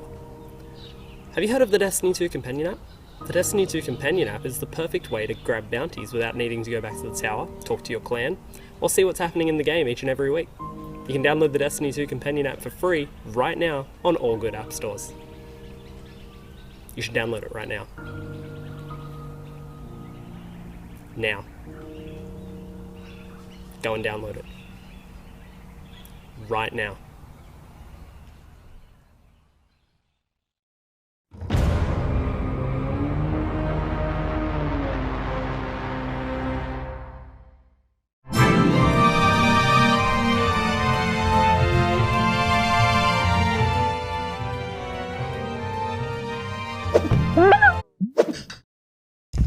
Welcome back to the show, everybody. Who hit their microphone? That was me. I punched it. Yeah, right. Good move. Thank you very much to LokiCat and Avexia for the words from our sponsors, and of course SlowPonk and Nicrotex for, let's be honest, paying for those commercials. Happy to have you all on board. And Avexia, again, we watched that during the tech run of making sure that all the clips worked on the show. That worked out really well for Psychonauts. And we all were just constantly so impressed about how well you nailed the one take, particularly Pete. Pete's just like, I would say, because I know how talentless talentless he actually is. Right. Okay, that makes sense. Oh, there it and is. The fact that he accomplished that. Yeah. In a woman. The ad for Nicrotex, and I'm like, I have 3 lines that are 2 camera, and it took me 80 takes to get those 3 second. Yeah, but you're also all the lines from the robot. Yeah, but that was. He was reading off a just script. A read. Yeah, but how did you know what to say? The lines are written down for me in the scripts. Yeah. All right, we're all having a good time here. Let's wreck it with our next segment. Woo! 5 years for what you did. Do not forget what you did. Yes. No. God, I haven't missed that. Speaking of Nicrotex, my goodness. PickPocket, the list segment brought to you by Nicrotex, proudly. Nicrotex, of course, Nick Belling on Twitter. As is customary, we read out a tweet from Nicrotex every time we mention his name on the show. September 27th. Hey, games, can you stop? Just like for a minute? I need you to calm your fucking farm. Just too many games. Liked that one. I definitely liked that one. It's very Bo Burnham or whatever with the could you just all could you just not? Could you just shut up for once? Just shut up. An hour? For an hour. Could you shut up? I do think that hang on, I get it live chat. This live just chat. in. Chat. Oh my god. A live Nicrotex tweet. Important, Nick. New Nicrotex tweet. Really? Oh wow. Hot off the presses. Okay, here we go. No, this one's good. I think this has been in the chat too. So people have been talking about this previously. People have already been talking about this Nicrotex tweet. Wow. Mm-hmm. Ever had a spider drop from the ceiling onto your shoulder while you're doing a piss? It turns out this is an excellent way to get piss absolutely everywhere. So he's either cleaning the bathroom, because I did see a big farewell to Nicrotex in the chat after asking advice or people talking about it. So I was wondering in what context that was, but it was obviously spider piss bathroom. So obvious. So when I did a very quick read of that before I read it out loud, I didn't read the last part of the first sentence. So I just read, ever had a spider drop the shilling onto your shoulder? Turns out this is an excellent way to get piss absolutely everywhere. And I was like, he actually wet himself. But in some ways this is worse, because this probably did actually happen and he's now cleaning up a urine-soaked bathroom. Speaking of urine-soaked bathrooms, there's bound to be some of them on the ships that we're going to talk about that are populated by the crews that are the topic of this next list. Inspired by Guardians of the Galaxy, we thought that we would put together a list of the best ragtag sci-fi crew in video games. Ragtag sci-fi crew. This one is both weirdly specific and quite niche. Yeah. But I like Isn't that the same thing? Yeah. I suppose that's our show as well, isn't it? In general. Well, I do think that there is less. I think there is less ranking the best controller, like we have, expertly. I think there's less interest in that. Like, sure, everyone's got like there's the definitive couple of answers, and then everything else is just like a matter of opinion. Whereas this is like, who else is making this list? No one. Who's making this list? There's no BuzzFeed, or there's no there's no making this list? games. No. There's no Games Radar article on this. We had to come up with this ourselves. Yeah, this was actually incredibly difficult to come up with because there was no article. This is really interesting because people are going to be emotionally invested in the characters within these crews, so it's going to be difficult to That's not. There's rank them. It's easy. For context and to not waste the work I've put into this, we're going to do the usual thing, which is knock out 5 and then order our 5 into a top 5 if this is a new segment that you haven't seen before. However, to remind everyone who is in each crew, I have a reference picture for all of them. So we can go through as a reminder of sorts and hope that I got the right ones. But I thought just in case anyone didn't quite know who was in some, because I didn't know who was in the Outer Worlds crew. And I still don't really. So, yeah, Nick, we can do that, or we can just pick. We can kill 5 now. Well, I think going through the pictures is a good idea. Can we go through the pictures one by one? Yeah, just quite remind quickly? me who was of course. Get reminded, and then we'll go. We'll go through in just the regular order. So the Normandy crew. There they are. There's the bunch. Wow, look at that fucking crew, man. This was that cool DLC. They are. I never did this. This is that DLC where you just got everyone back to your apartment and had a party. Yeah. No, I think it's 3. Is this 3? Oh, because Edie's already a bot. Well, this is the DLC where you just had to go around the Citadel and get everyone to come to your apartment and have a party, which was the coolest thing to do. I was so in love with Edie. I thought she was so great. So that sucks. That's right. Jack's awesome. Okay. Next Jack is a reason to kick this off the list straight away. Go. Okay, sure. Yeah. Do you want everyone to turn on you? Let's go through them all first. It's Garrus, baby. All right. Next one. Next. Sure. I'll have to check. It's the crew from Just Years see what of happens War. next. You just bring it up. We'll recognize it. We're video game journalists.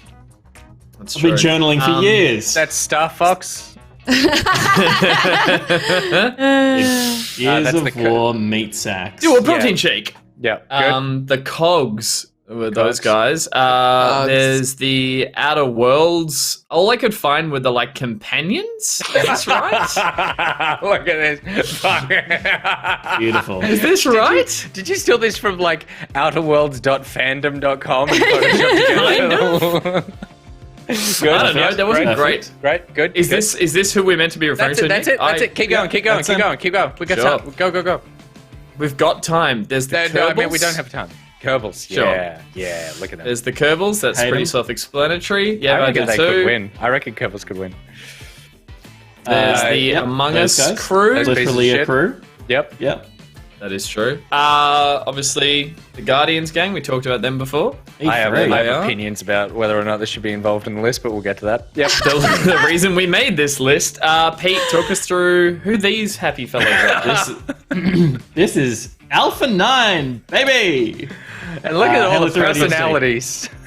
Oh, it all comes through in Nathan Fillion's voice acting, mate. Here comes Wonky helmet ODST. with round helmet. That is a good Halo game. That's good. Another fail on my behalf here. The Squadron from Wing Commander. No, that's actually a screenshot from the game. That's FMV. No, this is a bit where you picked something, and it's all I could find. I assume was Mark Hamill in that. Mark Hamill was in Wing Commander 3, baby. And all I remember from the box art stuff on the far left, that's the big Chewbacca guy who's on the cover with Mark Hamill. Yeah.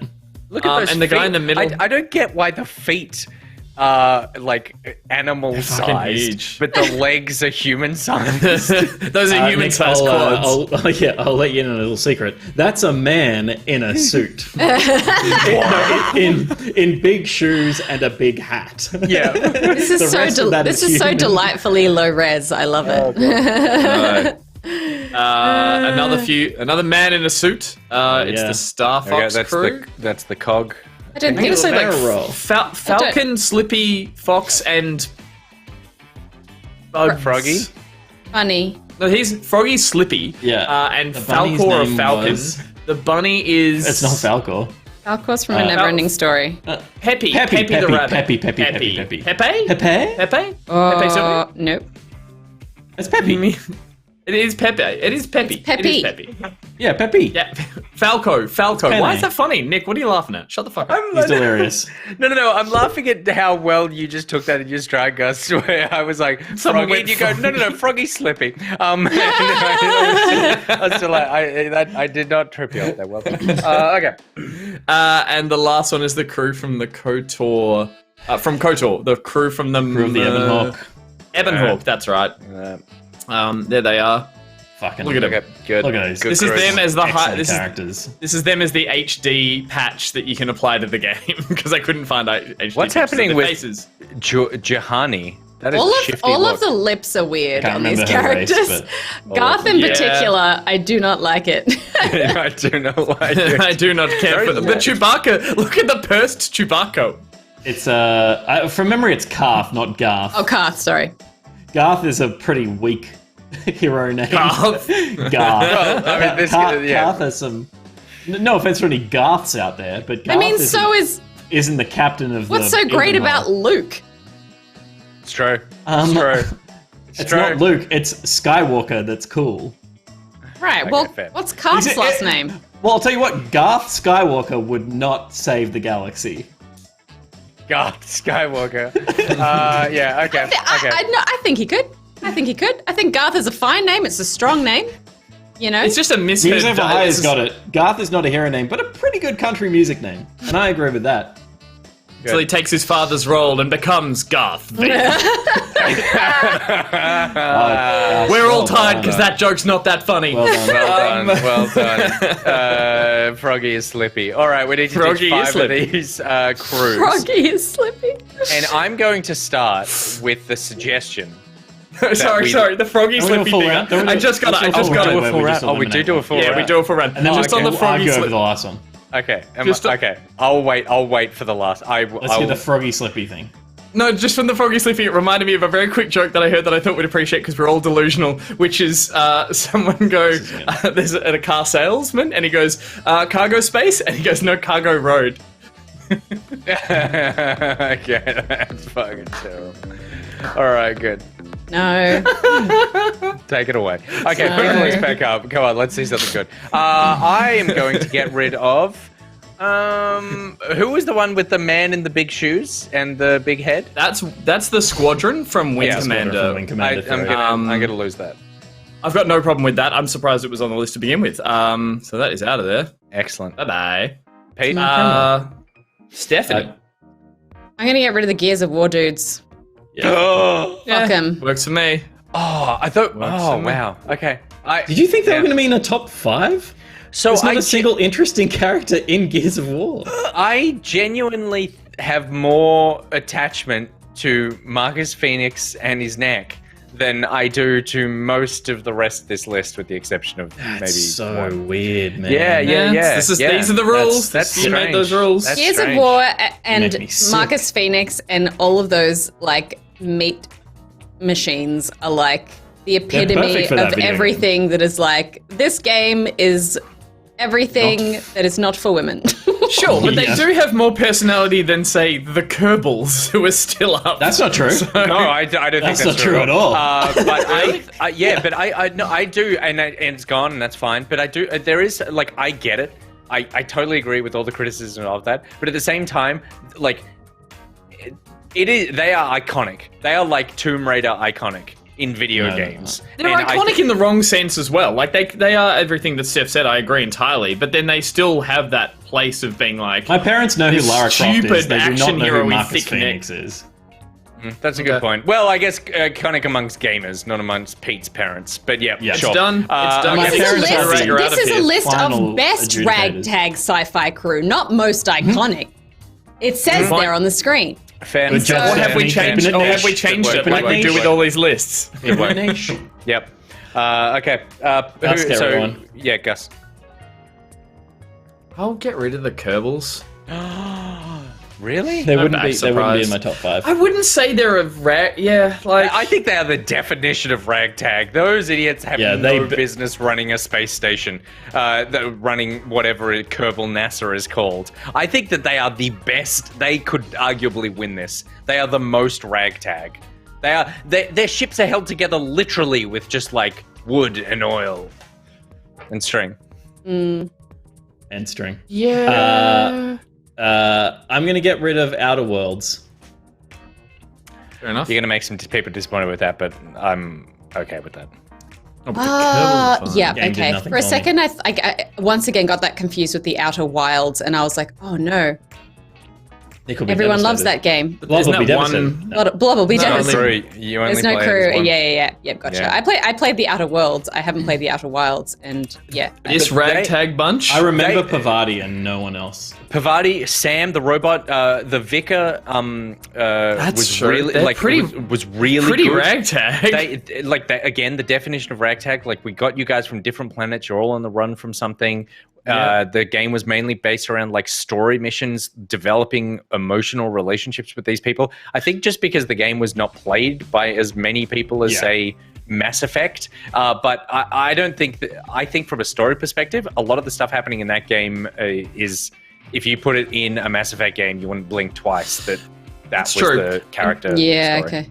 I do feel like a lot of these things, we pivoted to pushing the emphasis on the ragtag, which we kind of just like we kind of were thinking of who's our favorite, I think, kind of encapsulates being ragtag and being good at being a crew. So like, ragtag's there for the title. I think it's definitely important. It does not define this list by what I just said. So what does define this list? Let's start the argument. Sci-fi.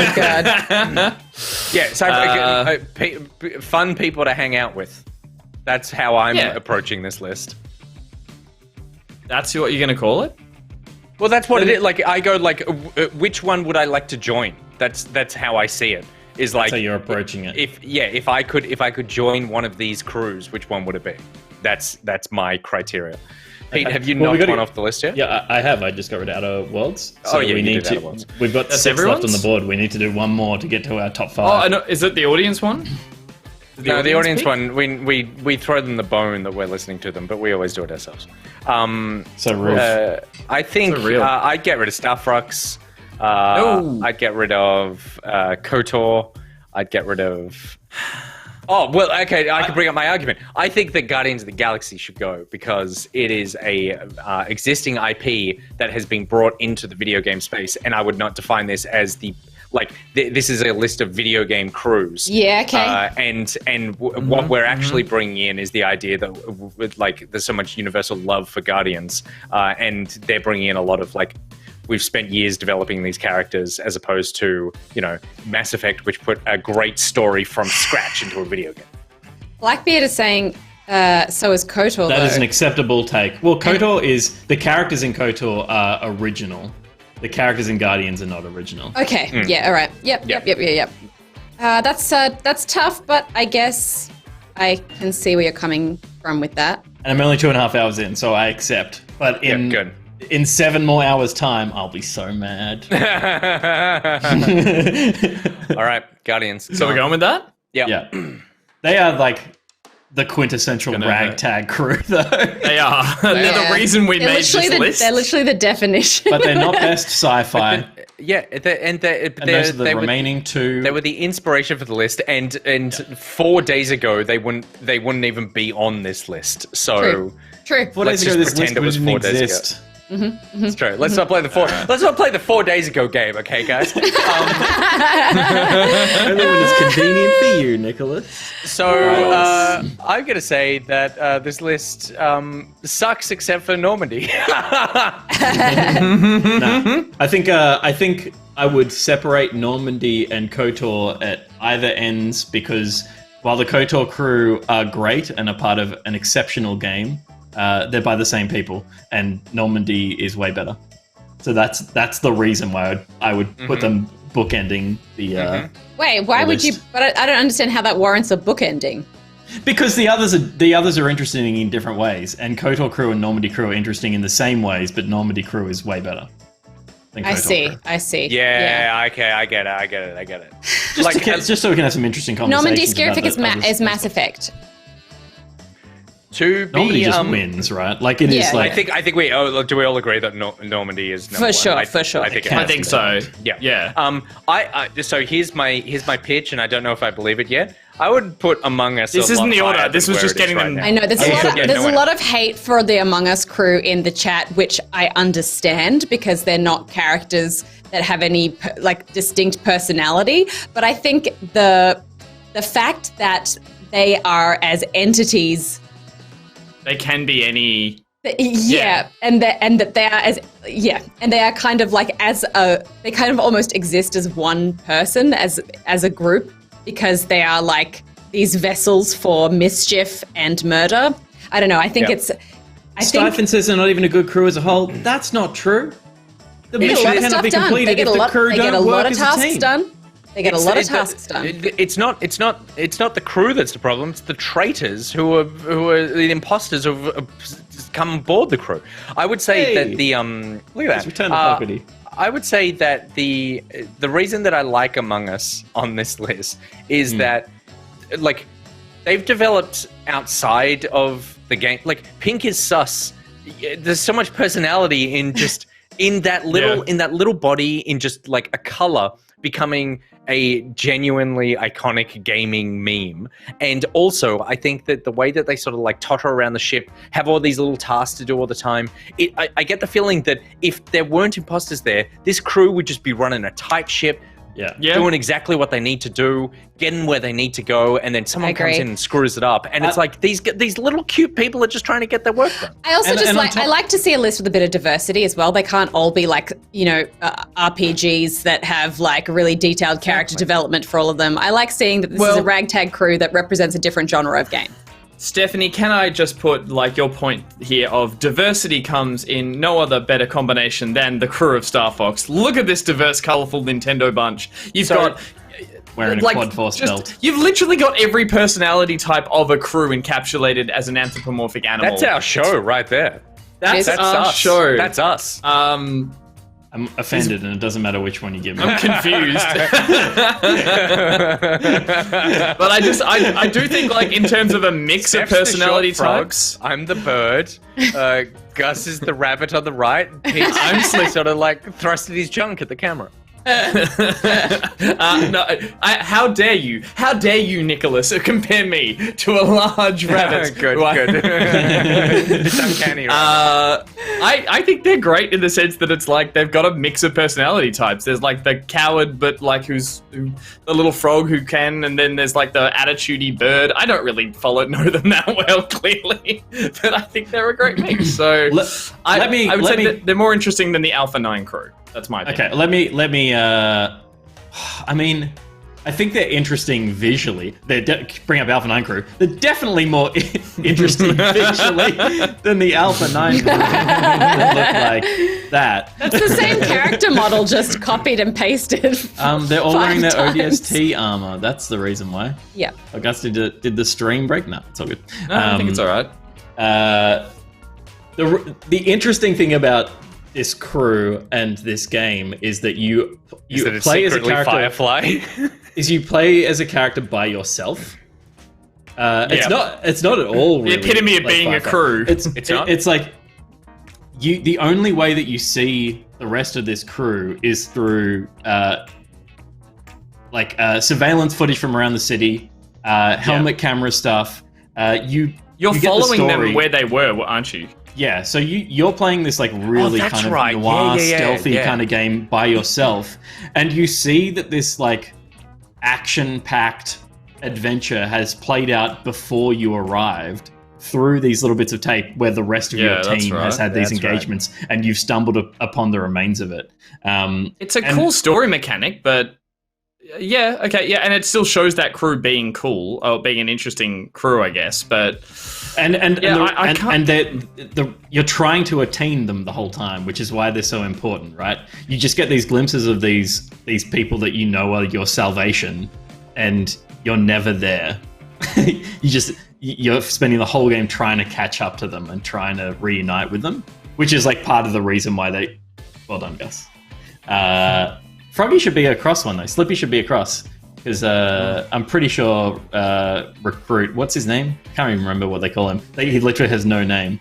It would be fucked if this was the game. Front and center. There's it's basically half the crew of Firefly, half the cast of Firefly play the characters, but Trisha Helfer is also in it. It was like a best of Sci-Fi of the era as well. So it was that's true. There's a lot of like cool actors that were in it. So, but you are making the argument that the crew is solid and not just the narrative device of how you're getting the story. Yes, the crew is awesome, and you want to be a part of it. Yeah, the whole time you want to be a part of it. I like which that is idea. Like part of what the list idea is. But Yep. I like that. No, I do. It is probably, I don't remember too much about it, but I remember more about that than I do any other Halo game I've played. So it has that going for it. It also has the fact that it has the most incidental best Photoshop of a bird on a body I've ever done. That looks perfect. You couldn't even do it. Even Gus, your head on the one on the far right looks pretty stellar. I would have, okay, can we see the list again? Yes, we can. Because I think we're fine with Normandy as a lock. I think that KOTOR should be at the bottom. I think I agree with Pete. I have no strong feelings for that because I've never played that game. But I agree that it's kind of like playing the same banjo as Mass Effect is. And we wanted Among Us up. Like I liked Among Us being on this list, but I definitely didn't see them being better. Like I like that they're in there, as Steph said before, as our kind of retort of being like they're a template for so many people's personalities. Yeah, I agree with that. I don't need them to be high on the list. I just like that they're there. I think I like that they're there, but then I would sort this out and be like, KOTOR there is the like base of a cool reimagined Star Wars crew that actually nailed it and landed it. But then I would definitely say Star Fox is more interesting and creative and has like a lasting kind of feel to it. Alpha 9 is cool. I mean, I'm surprised we didn't go with the Spartans, I guess. They're not really they didn't really, they go one by one, don't they? Like don't. Out, and they never... Only in Halo 5 do Spartans appear together. I guess I was thinking Reach is about a bunch of them, but they all scatter, don't they? It's never really about them being of course. Together. Reach has them all as well, but in my opinion, they're less interesting characters. They all work alone kind of thing. And the same, we also had at one point, we had the crew of the Pillar of Autumn, but it's like, original Halo. It's like Master Chief, Cortana, Keyes, all of the people that land. The Aussie guy who just... and Foehammer, where you never really see, But it's like, that's not really fair, because they're not really, throughout the game, a crew. They are technically part of the same crew, but it's literally just Master Chief and Cortana running around the whole game. But are they spend a lot of time crew, or are they part of the same army ship? Because like a crew. Like I think a crew needs to be defined as like we work together every day intimately. We sleep in the same quarters all the time. I would say Keyes, Cortana, and Chief are crew, and there are other soldiers. Yeah, so that doesn't really count. And that's just a trio, not a crew. Okay, I'm loving watching chat right now because it's literally like this is the worst crew list of all time, or this list is perfect. I agree with this. Like, it goes. Why this segment is so beloved of our audience. I like being polarizing rather than like being in a big muddly grey stew. It's like, nah, you're on one side or the other in this one. It's good old-fashioned World War I trench warfare with a list. It's like, I like which the list side you're as on. it sits. I kind of do too. Are we? And we're comfortable with Star Fox being below Alpha 9. I am because I feel like their impact on the game is do a barrel roll, and that's about it. I think there are more arguments to them being a cool crew, like that, you know, hit more kind of like video game beats, as like they all fly in unison, they have different modes of transport, they all run out of that ship together. It's like Alpha 9 is I can't remember enough of ODST to fight against it or for it. So I'm kind of like, I'm happy Star Fox got on this list. I genuinely was like, that's why I've gone a bit quiet. I thought they were not going to make it. And I'm just really glad they're there. And then when we all moved Among Us down, I'm like, they went up from 4 to 3.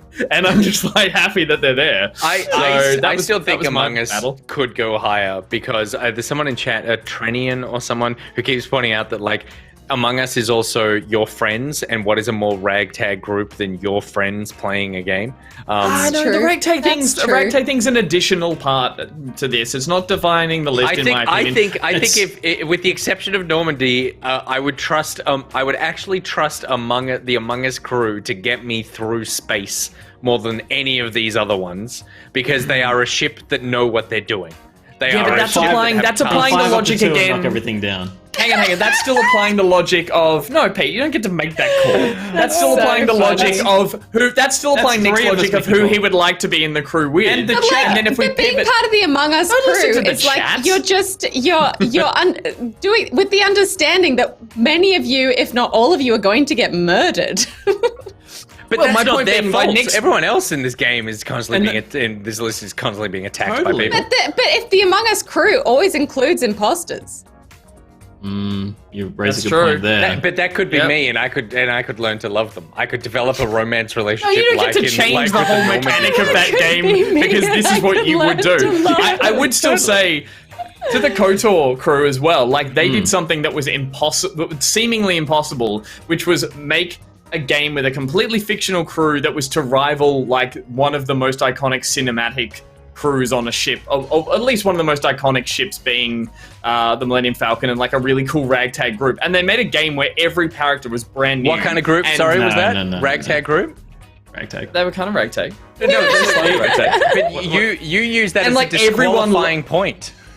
No. I said that is one category, and yes, it is part of it. But that's for your fantasy version of which. That's your fantasy criteria of who I would want to be in the crew with. I'm adding the iconic criteria of an iconic crew to this stew that is all the factors that qualify them to be on this list. Which is a mixture of being. Show me one, show literally most video gamers, Alpha 9, Star Fox, or KOTOR, and then compare it to Among Us and tell me, show this and then an Among Us picture and go, if you want iconic, what are you, who are people going to recognize? Among Us should be at the top of this list if that's the criteria. Well, no, I'm not saying it is and there's not one criteria. As we worked out with these lists, is they turn into an absolute clusterfuck. So it should be Normandy, Among Us, and then I don't give a shit. Let's leave it as it is. I agree. I think we were almost at a calm place and we stirred the pot when we didn't need to. All right. So we're saying Gus, you were so close to being done. Thank you, Ben. My point was that everyone was blown away by that KOTOR crew being iconic and memorable. And when they finished that game, Peter, you are the side I'm fighting on here. That you would say people fell in love with the fact that they had a crew that they were like, I'm close to this crew. The only interesting character in KOTOR crew is was the robot that wanted to kill everyone. And the others are just carbon copies of characters from Star Wars. The original imposter. The Ebon Hawk is the Millennium Falcon. Fucking Garth is Han Solo. Bastila is cool. And of course it's a BioWare game, and the decision making and the paths those characters go on is different to the films. But you're right. There is a large amount of carbon. A snarky robot. Nice. It's like you just got Chewbacca over here as well. This is the list stays. This is the list. So it's Normandy Crew, Alpha 9, Starfox Crew, KOTOR Crew, and Among Us Idiots. For context, chat voted as well. Who is the best ragtag? This is their order. Chat's order from a cumulative vote. Number 1, Normandy. Number 2, Starfox. Number 3, KOTOR. Number 4, Guardians of the Galaxy. Number 5, Kerbals. So if we remove Guardians, Kerbals would be number 4. Number 6, Outer Worlds. Number 7, Among Us. Number 8, Alpha 9. Number 9, COG. And number 10, Wing Commander Squad. That guy. This guy. Sorry, Nick. I focused on the wrong part. That's so funny. This guy. But I do think, with the exception of the fact that Kerbals aren't on this, I'm happy with this list being the trash fire that it always is. So well done. The definitive list, ragtag, space cruise, whatever that means. Nice. Whether it's ragtag or if Gus's definition of ragtag crew is not a ragtag crew. I'm not defining ragtag. I'm adding things to the criteria. Jesus, I thought you'd be the criteria is there. My multiple criteria. You made the title of the criteria. I wasn't looking at the words, Nick. I was just making it look like Guardians. I don't ever read this stuff. I wasn't looking at the words, Nick. It should be written on your tombstone. 5 if it's spelled wrong. You did. Do not forget what you did. Yes. Yes. No. No. All right, I think we can all agree another 5 years before we do that segment. We'll be back after this word from our sponsor.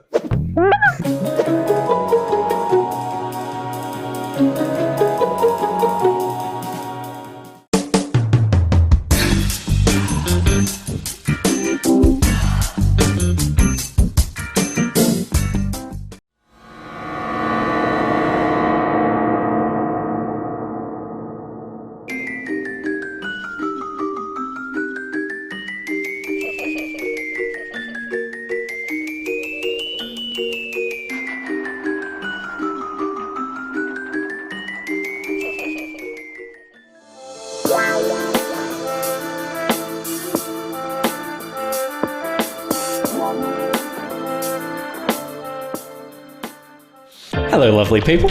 Peters? That's me. There's so many Peters in popular media. Look at you, stud. Looks like my cousin. Sexy boy. 50 units says He's wearing some suit. Amazing. I love a floppy wrist look. She's playing Phasmophobia. And she's screaming a bit. It happens from time to time. Indianos.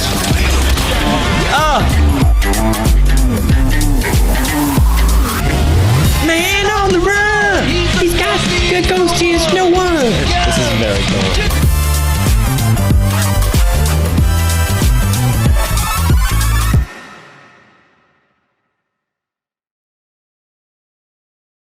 I feel like the guys I was getting matched with on most dating apps were just not right. Like, these were bad men. So now, after every awful date I have, I just tell them to join Allwood. From parent IT company Issac, Allwood is the dating app for the modern woman who's sick of being matched with assholes. Here's how it works. Men join thinking it will be an easy way to hook up, but what they don't realise is there are no women here. Allwood is just dicks.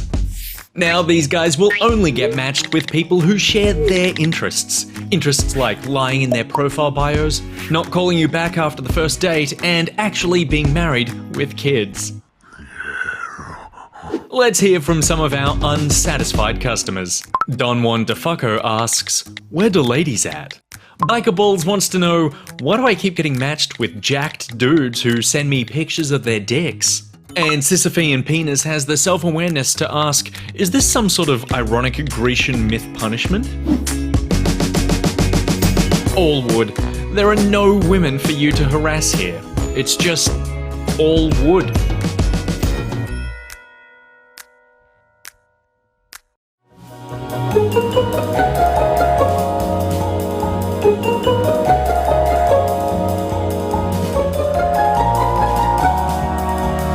And that's how you eat barbecue shapes.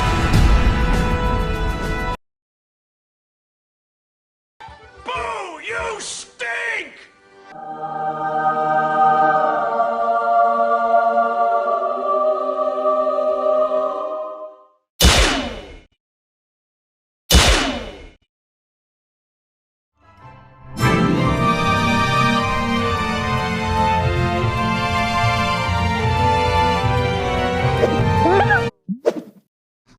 Welcome back to the show. A big thank you to Yomzab and Dolphinpants there for the words from our sponsors. And of course, Issac Allwood for your patronage. Thank you very much for the support that you have given BackPocket low these many months. And we saw it there, of course, a little trailer that we'll cut of Pete's first couple of hours of Guardians of the Galaxy. What a shit crew. Not very ragtag, but Pete certainly did look like he was having fun. I'm fucking loving it. I'm so I can't wait to play it. I'm really excited. Maybe I was just tired. It was after a long day. But I was surprised by how much I was enjoying it. In between my blood-curdling screams, I could hear you having a good time. Screaming rock back at you. Yeah. I've heard. I think it was Giant Bomb. We're talking about it, and they described it as the kind of game that would be good to play. Is exactly the kind of game that you want to play like hungover on Boxing Day. That it's like it's the perfect Christmas time. You're just like, you spend 6 hours playing something while everyone else is asleep in the house. That sort of like, you know how some games just have that feeling. Beach House doesn't have an internet connection, so it's an online-only game. Oh, sorry. Yeah, not too difficult, not too emotionally heavy. Just, it hits all those things. So it's good for the hot summer months coming Gus's way in his grill. I really want to play it. I mean, I'd love to stream some of it, but I don't want to play it with the shitty music. Yeah, that's the biggest I played Life I'm is making. Strange, and I didn't play it in streamer mode because I was like, I feel like the music is a big part of this game, and I'm just going to roll the dice.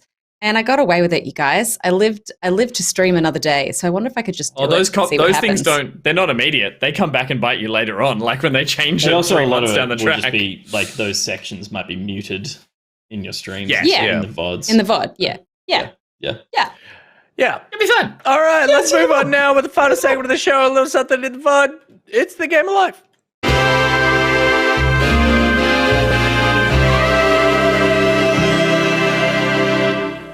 The Game of Life, presented by Jepp. It's Jepp thing. Did you hear he bought a Jepp? He didn't just buy a Jepp. He bought his own friggin' section of our show. Did you hear his own friggin' section of our show? What? What is Game of Life, Nick? Game of Life is where we... okay, I'm just going to read verbatim of this thing written here. The Game of Life is a new segment where we all bring something we think will improve other people's lives, whether it's a recommendation of something people might enjoy, a thing that could help someone, or just a good sandwich. The Game of Life is where we make each other's lives better. Sandwich? A sandwich. All right. Not what you said. Roll the tape back in the intro. I want to see that in the intro card. There was my mouth dropped out there for a second. Who wants to go first? Pete, you've been gagging. We were in the ad break and I looked down and was like, oh shit, Game of Life is the next seg. I haven't thought of a thing. That's fine. We'll start with Gus. Gus, how are you improving everybody's life? Sure. I'm improving. I feel like I've gone on sort of like the last couple of these. It's been a long time since we did them. I'm stalling. I have nothing. No, is that they always are something that feels like an old timey thing that I'm trying to bring back. I tried. I like that. I like that about you. I creamed and lathered my shoes. That doesn't sound right. I baked bread. I don't think that's a freebie. You didn't just bake bread, but you baked bread that looks better than most bakeries. It was amazing. I made lambus sourdough, and it was fucking great. So there's a little side one that I did in between. So the one I'll add to that, to my repertoire, and I'm sure a lot of people already do this, but these are personal. These are about me. This is my tip for anyone who hasn't done it as well. Learn to sew a fucking button.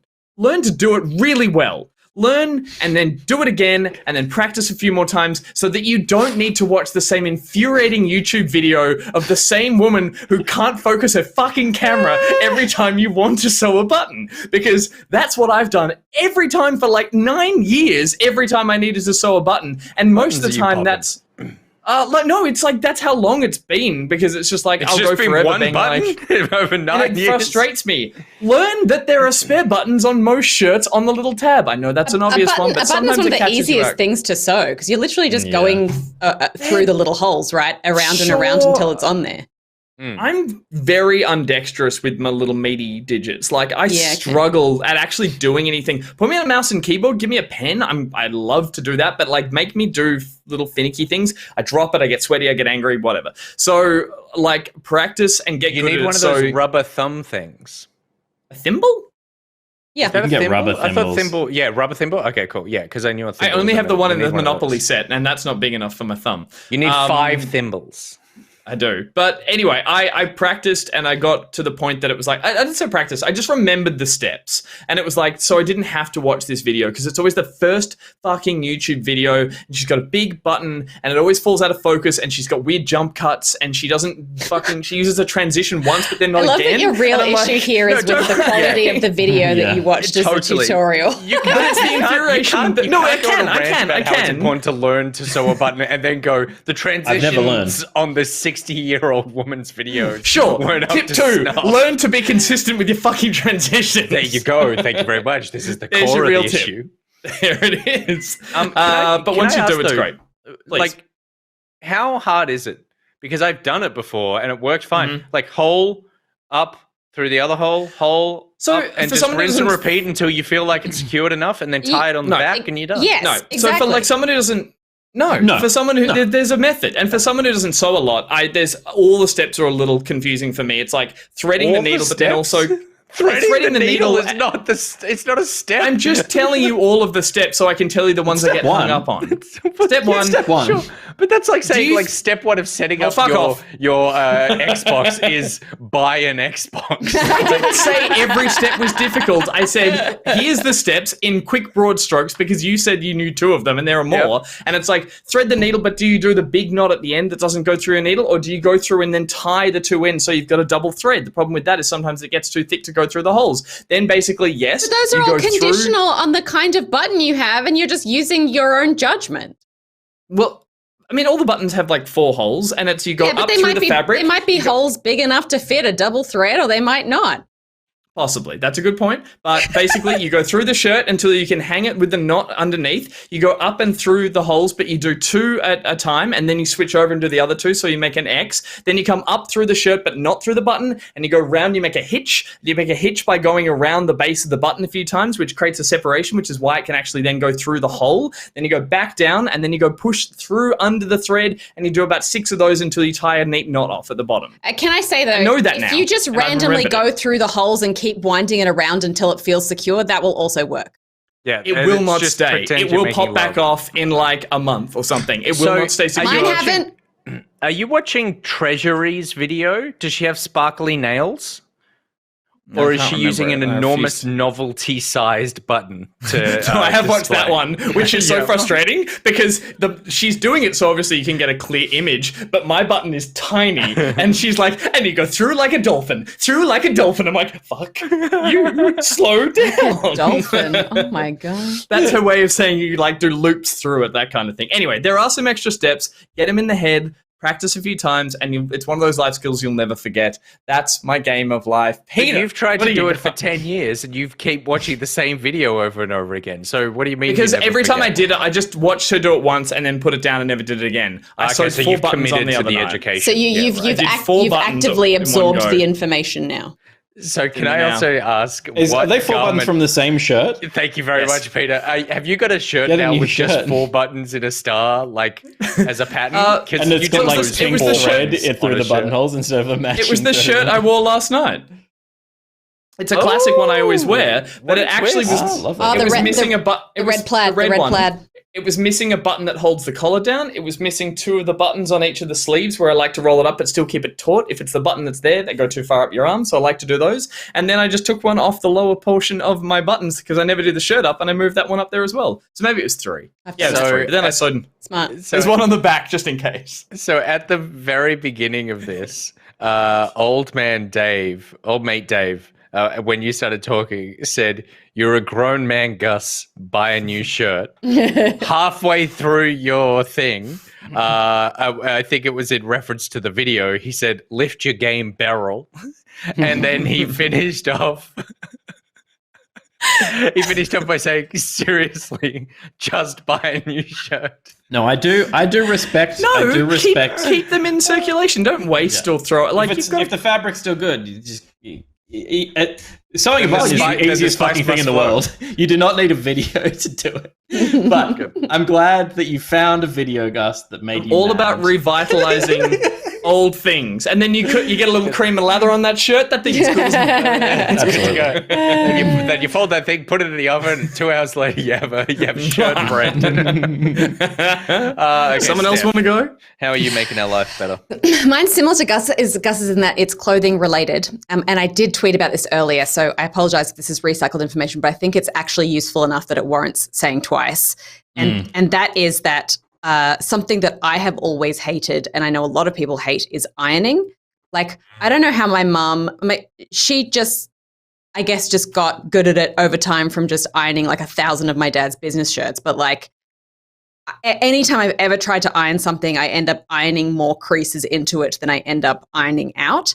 And then you've got to squirt it with the water, and then you do the thing, and setting up the ironing board is so annoying, and I just hate it.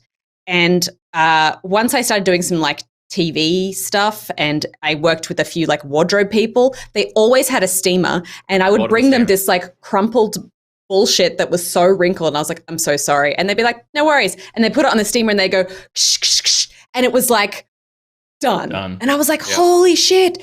So like, I don't have a lot of clothes that require ironing, but the few that I do have, I was just never wearing, because every time I would go through my closet, I'd be like, I could, and then I would think about getting the ironing board out, and I was like, no, not worth it. And like that, like locks you out of linen. It locks you out of anything that you've had stuffed out of linen. Yeah, anything that you've stuffed in a drawer and has been folded for a long time. You know, it's like, I understand that a lot of clothes are made to not be ironed nowadays, but there are still a few key items that I like. So I bought a clothes steamer, and it is the fucking best. I love it. A few people on Twitter were just like, but isn't steaming just as bad as ironing? Like, no, it is not. You literally just hang it up there. So fast. You turn it on and it's done. And it's like, you don't accidentally put creases in it by accident, because you have to somehow maneuver it on this skinny board in such a way that you're getting each side individually. You also don't need to set up and a you're fucking moving board. Yeah, and you're moving the thing around and trying to like fit it through the funnel and then iron it. And then when you get back around to the other side, you realize you've done something and you put a fucking burn in it or whatever. It sucks. And the biggest flaw of irons is when you're done, you need to put it somewhere like safe, so that no one hurts. That would be tricky for you. Yes. Friggin' metal scalding machine. The worst. But yeah, so it's like it's an investment. I get that you can buy an iron for like $12 from Kmart, but like and a steamer is more expensive. Did you get the Philips Easy Touch garment stand steamer with settings, which is currently $159 and could arrive at my house tomorrow thanks to Amazon? No, I got one. I tried to get the cheapest one that I could find that was a standing steamer. So, because you can get ones that are small and handheld, but I read a few reviews in my like research that some of the handheld ones are just not quite powerful enough. So I went with the one that, plus it's nice to have it comes with a little stand with a little hanger on it. So you can just like put your thing on there and steam it and then go. So I got a standing one, and I think I got one that was like $100, and I think it is like a no-name thing. It's like a totally. I think Amazon of the standing ones, they're all pretty comparable in effectiveness. Like I don't think you can. I don't think you can really buy. Well, because it's actually like it's about, does it make steam? If yes, then it's fine, because it's making steam. Yeah, the issue with the handheld ones, I think, is some of them just don't get hot enough or make enough steam, and so you can't. So I was going to ask, like I think it's a really good tip, and I really like ironing. It's a weird thing. I actually really enjoy it. I find it really I saw Kit Carnage. Like I find it quite cathartic, and I like doing it really precisely and well. God, I hate it so much. Fair enough. Totally fair enough. My question is, like, I'm imagining a lot of the garments you're talking about are kind of semi-loose flowing to a little bit like stiff. Like, what if you needed to do a dress shirt like that you could wear or Pete would wear? Like, can you still get like I guess like I like ironing. I use like an iron-aid spray as well to get it a little bit starchy, and I like ironing a shirt to be crisp. I wonder, like, you're not going to be able to get like stiff collars with a Yeah, okay, right. a steamer. Because then I would add, like, I bought a good iron. I bought like $130 iron or something, which is pretty expensive considering most of them are like $20 from Kmart. And that would be an advice to say, like, on top of that, it's good to have a good one because bad ones are bad. They leak, they shit. There's like a nice one is like, mine's fucking neon green and like super charged and great. And it's like getting a good one's good too. A steamer won't like give it that kind of like pressed thing, but yeah, it'll get the creases out, obviously, which is good. Yeah, no, fair enough. I think also it's just like, it's just so. Do you want to see it, Nick? It's so quick. It's so quick and amazing. I just love it so much. That's the thing about it. Is it like that we had irons and stuff in my family household because Dad wore business shirts. I've never worn a business shirt in my life. I have dress shirts, but it's like if I'm going to use it, I know that I can steam it on the thing that's already set up is steaming within 15 seconds of turning the power on. Totally. And I'm only doing one garment. If I was doing a full load of laundry, then I totally get it. But like, then, and I think actually an ironing board and an iron is more convenient if you're doing a full load of things. Because I don't know that like a per garment, lovely. It's like a Nike. Fuck, it's that's like a good iron. What is that? You get that? Combine that with a little bit of cheap ironing. Yeah, don't need the good stuff. I'll get you a stiff collar. That's what a good iron looks like, and it works fucking well. It's a gamer iron, says Vesuvius. Yeah, Razor sponsored iron. It goes so fast. Good settings. It always stays like no burn marks. It's just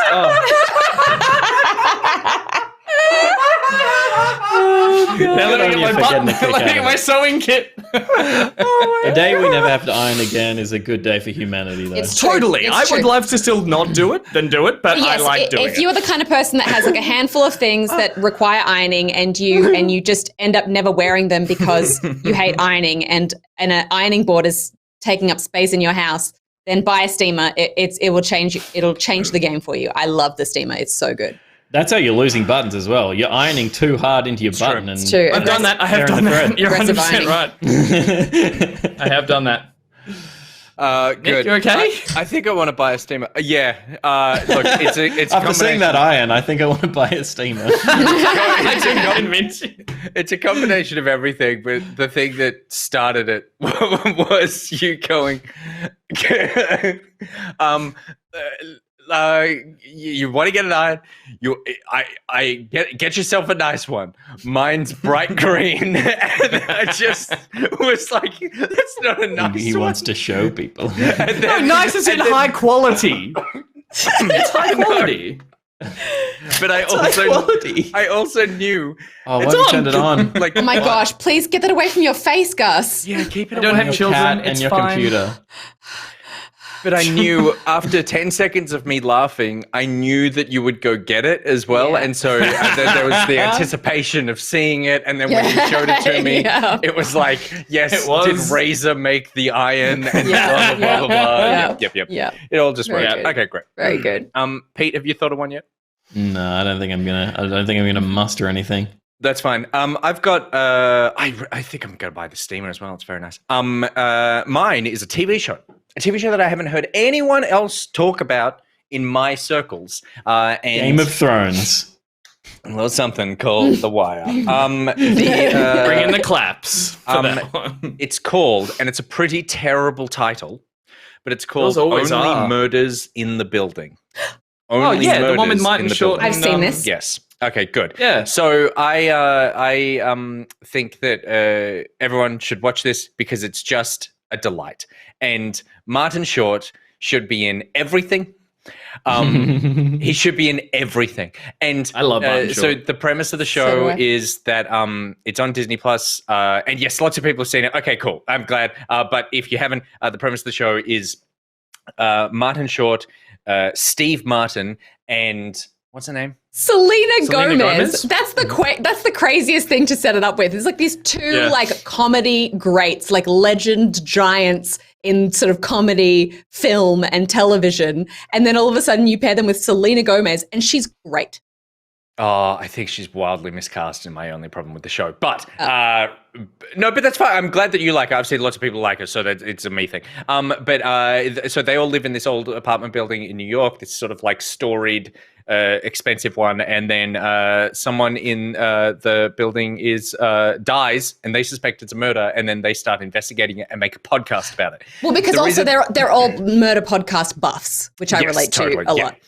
And it's just so joyful seeing those two together, like Steve Martin and Martin Short they're best friends in real life, and it just comes across on screen. Nathan Lane makes appearances in this show, and more Nathan Lane on TV, please. But it's also hilarious because it's like there are so many jokes in this show that are like industry jokes, I guess, like podcast making jokes. That it's like, well, really, only people who really listen to podcasts or make podcasts get this. There's even jokes about like the website Cameo, and it's like, who the fuck there is is a character reveal joke? later on that I think is totally worth not spoiling. But that when you see them and you are introduced to them and you realize their name is a play on a name that is very recognizable, it's just very good.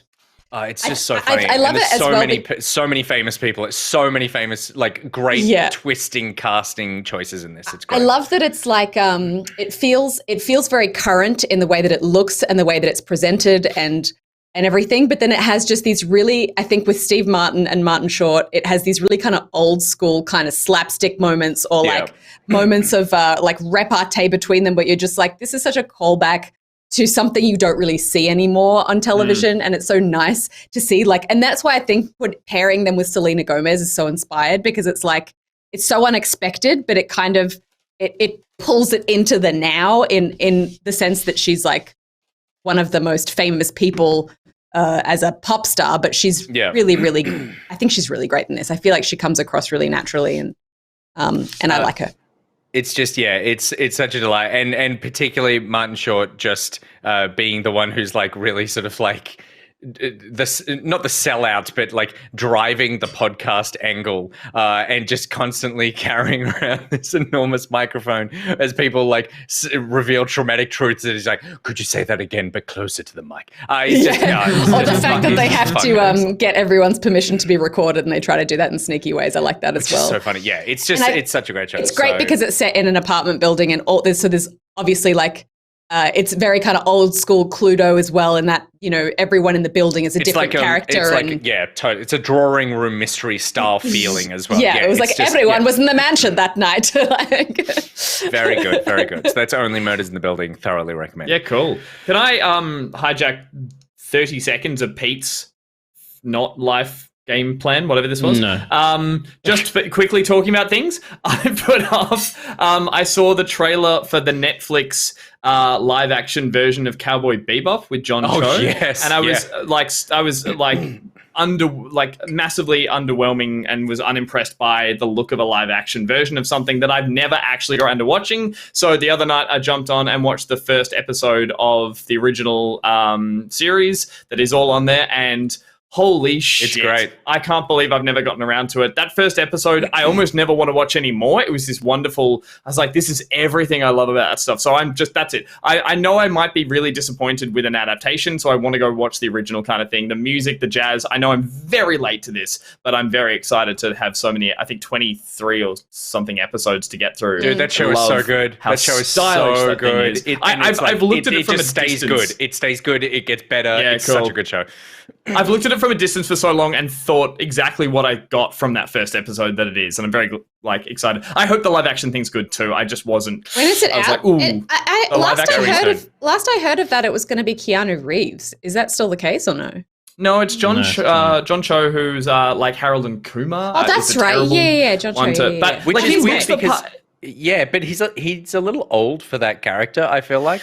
He doesn't. I don't believe him as someone who's spinning around and the way they've done, the way they draw over the movement and the dancing of the fighting and stuff is just. I don't watch enough of that kind of like anime stuff, and I fucking love it. So I'm so glad that's it. But I loved that trailer as a concept. I think that like you don't see trailers like that where it was like a short film. Like it was a concept piece that they shot deliberately for that. And even though there's some really annoying performance stuff in it, I think it feels very labored in terms of like how they're talking. Just that idea of them playing with the margins of a split screen and that sort of thing. I was like, oh, this is cool. Like I have never seen something like this before. I guess I just love that it obviously works better in an animated medium. And so I agree with you. It's cool that they go there, but it's not like they had this idea to add that as a style treatment for this series. It's like, let's take this directly from where it works best and try and do it. So that's always a problem I find with animation adaptations and stuff. So anyway,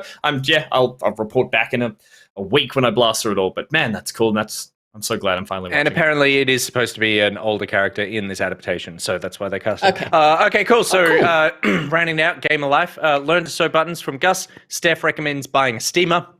I recommend watching Only Murders in the Building, and Pete recommends the Cowboy Bebop anime. Cowboy Bebop. Big fan. There you go. Check it out. Check it out. All anime sucks. There you go. I think I have a T-shirt somewhere. It's very crumpled though, so Steph, I'll send it to you to fix up before I put it on here. Thank you very much for watching the show, guys. It's been a Friday night. Oh, it's been a Friday night. But we did it. We made it, and all we have now is another hour of post-show. We did it, you guys. If you enjoyed this content, then God bless you. And if you want to see more of this content, but probably on a Thursday night, then you should head to backpocket.gg or patreon.com/backpocket and become a member of our wonderful Patreon community. My goodness, the Patreon community keeps growing, and it is like financial donation stuff aside, it is so gratifying to see people coming on board and going, oh, this is something that I want to support in any way that I can. It means so much to us that we can continue doing this show. Like at one point, if we get enough money on that Patreon, I'll be able to move out of my toilet block and hopefully into some sort of house. And that's what, and you know, what more could we possibly ask for than that? Yay. It means we can do this show every Thursday and not other things that make us tired for the Friday one. So that's a good point. Your money buys more pep in this show. More pep. More pep. But there are people who have already contributed quite a bit of pep. You know who you are. You're all the patrons. But particularly those Top Stitch patrons who you've seen some of their commercials tonight. But a big special thanks to the man who is all knees. It's Oronishi. It's Mason, not Nathan. Don't you fucking forget it, Will. Happy birthday to SlowPonk. Happy birthday. I hope it's a great one like always. It's LokiCat. He knows what he did, and he's beautiful. When you want to sue the Lord, call Akarash. It's Avex, Destiny 2 companion app ER. I can't believe we got 2 plugs for that in this show. Look out, Nicrotex. She's in your blanket right now, pissing all over you. No one puts him in a box and then put him a box in a corner. The spider thing. It's Boxy. The little ray of sunshine in all of our lives is the coastal city. Of course, Max Joe's Games, Kung Pooby. GOTY, Kung Pooby. There's not nearly enough of that game in that game. The cadence of this is so random, and they're all weird words. Sometimes I decide to add new things, sometimes I don't. The Vega Buzz isn't just coming, it's here. Hey, Timothy. Hey, it's Timothy supporting the Game Club this month. It's Jepp. It's a Jepp thing. Evil Spy Boy. We used to be sponsored by Good Spy Boy, but something happened to him. I wonder who did it. And Frayham, fix yourself up, mate. Those hems are fraying. What are you doing? This is Fancy Country Club. You need to get that shirt steamed. Steam that shirt, and Gus can teach you how to fix those hems, those fraying hems. Oh my God, you just become that character so easily. Are you Dr. Disrespect? Oh fuck! Are you, are you cosplaying as the Iron? You are Dr. Disrespect. In every way. Is this where your fortune comes from? Isn't it just he wears glasses? But he's got your beard. Right? Like, can we get a... And harasses people in the bathroom. He doesn't have a beard, exactly doesn't he? He's just like you. Yeah. Oh, maybe... No, he has a mustache. I forgot what he looks like. That's probably... It's the cap Thank as well. you. All right. Big thank you to our mods as well. The mods doing incredible work. Who am I talking about? I'm talking about Gat, Syntax Error, Kit Carnage, Liz Dahlia, Sithcat, Phoenix Alliance, Disturb, 778, Jex, Caboose, What the Shark, you. God, like, you don't hear from us that much anymore because Ben's doing all the talking. But you know what? We talk about you all the time behind the scenes. We're like, oh my God, these people are so lovely and we love them so much and we're so thankful for them. And we genuinely mean that. Has he fallen asleep? Gus has fallen asleep, yeah. Yeah, okay, good. Speaking... I just want to say hi to Komikaze, who says, me who joins when your ends. And that is true. Yeah. You've joined right at the end. Right at the end. as we're saying goodbye. Did they join the Patreon right at the end? They're like, this is what I get? Maybe. If you like the last minute of what you saw, consider joining the Patreon. Because if you do, that means you get to watch Freyham's segment, which is, of course, the post show, which is coming up right now. So stick around for the post show. Sponsored by Freyham. My goodness. All the way over in the US of A. They're watching us, they're loving us, and hopefully he's doing his job and talking about us to everyone that he meets. Thank you very much to my friends here tonight. Thank you to Little Will. Thank you to Big Bang behind the scenes. We love you all, and we're going to go sleep very briefly before the post show starts. Let's back it up. See you there.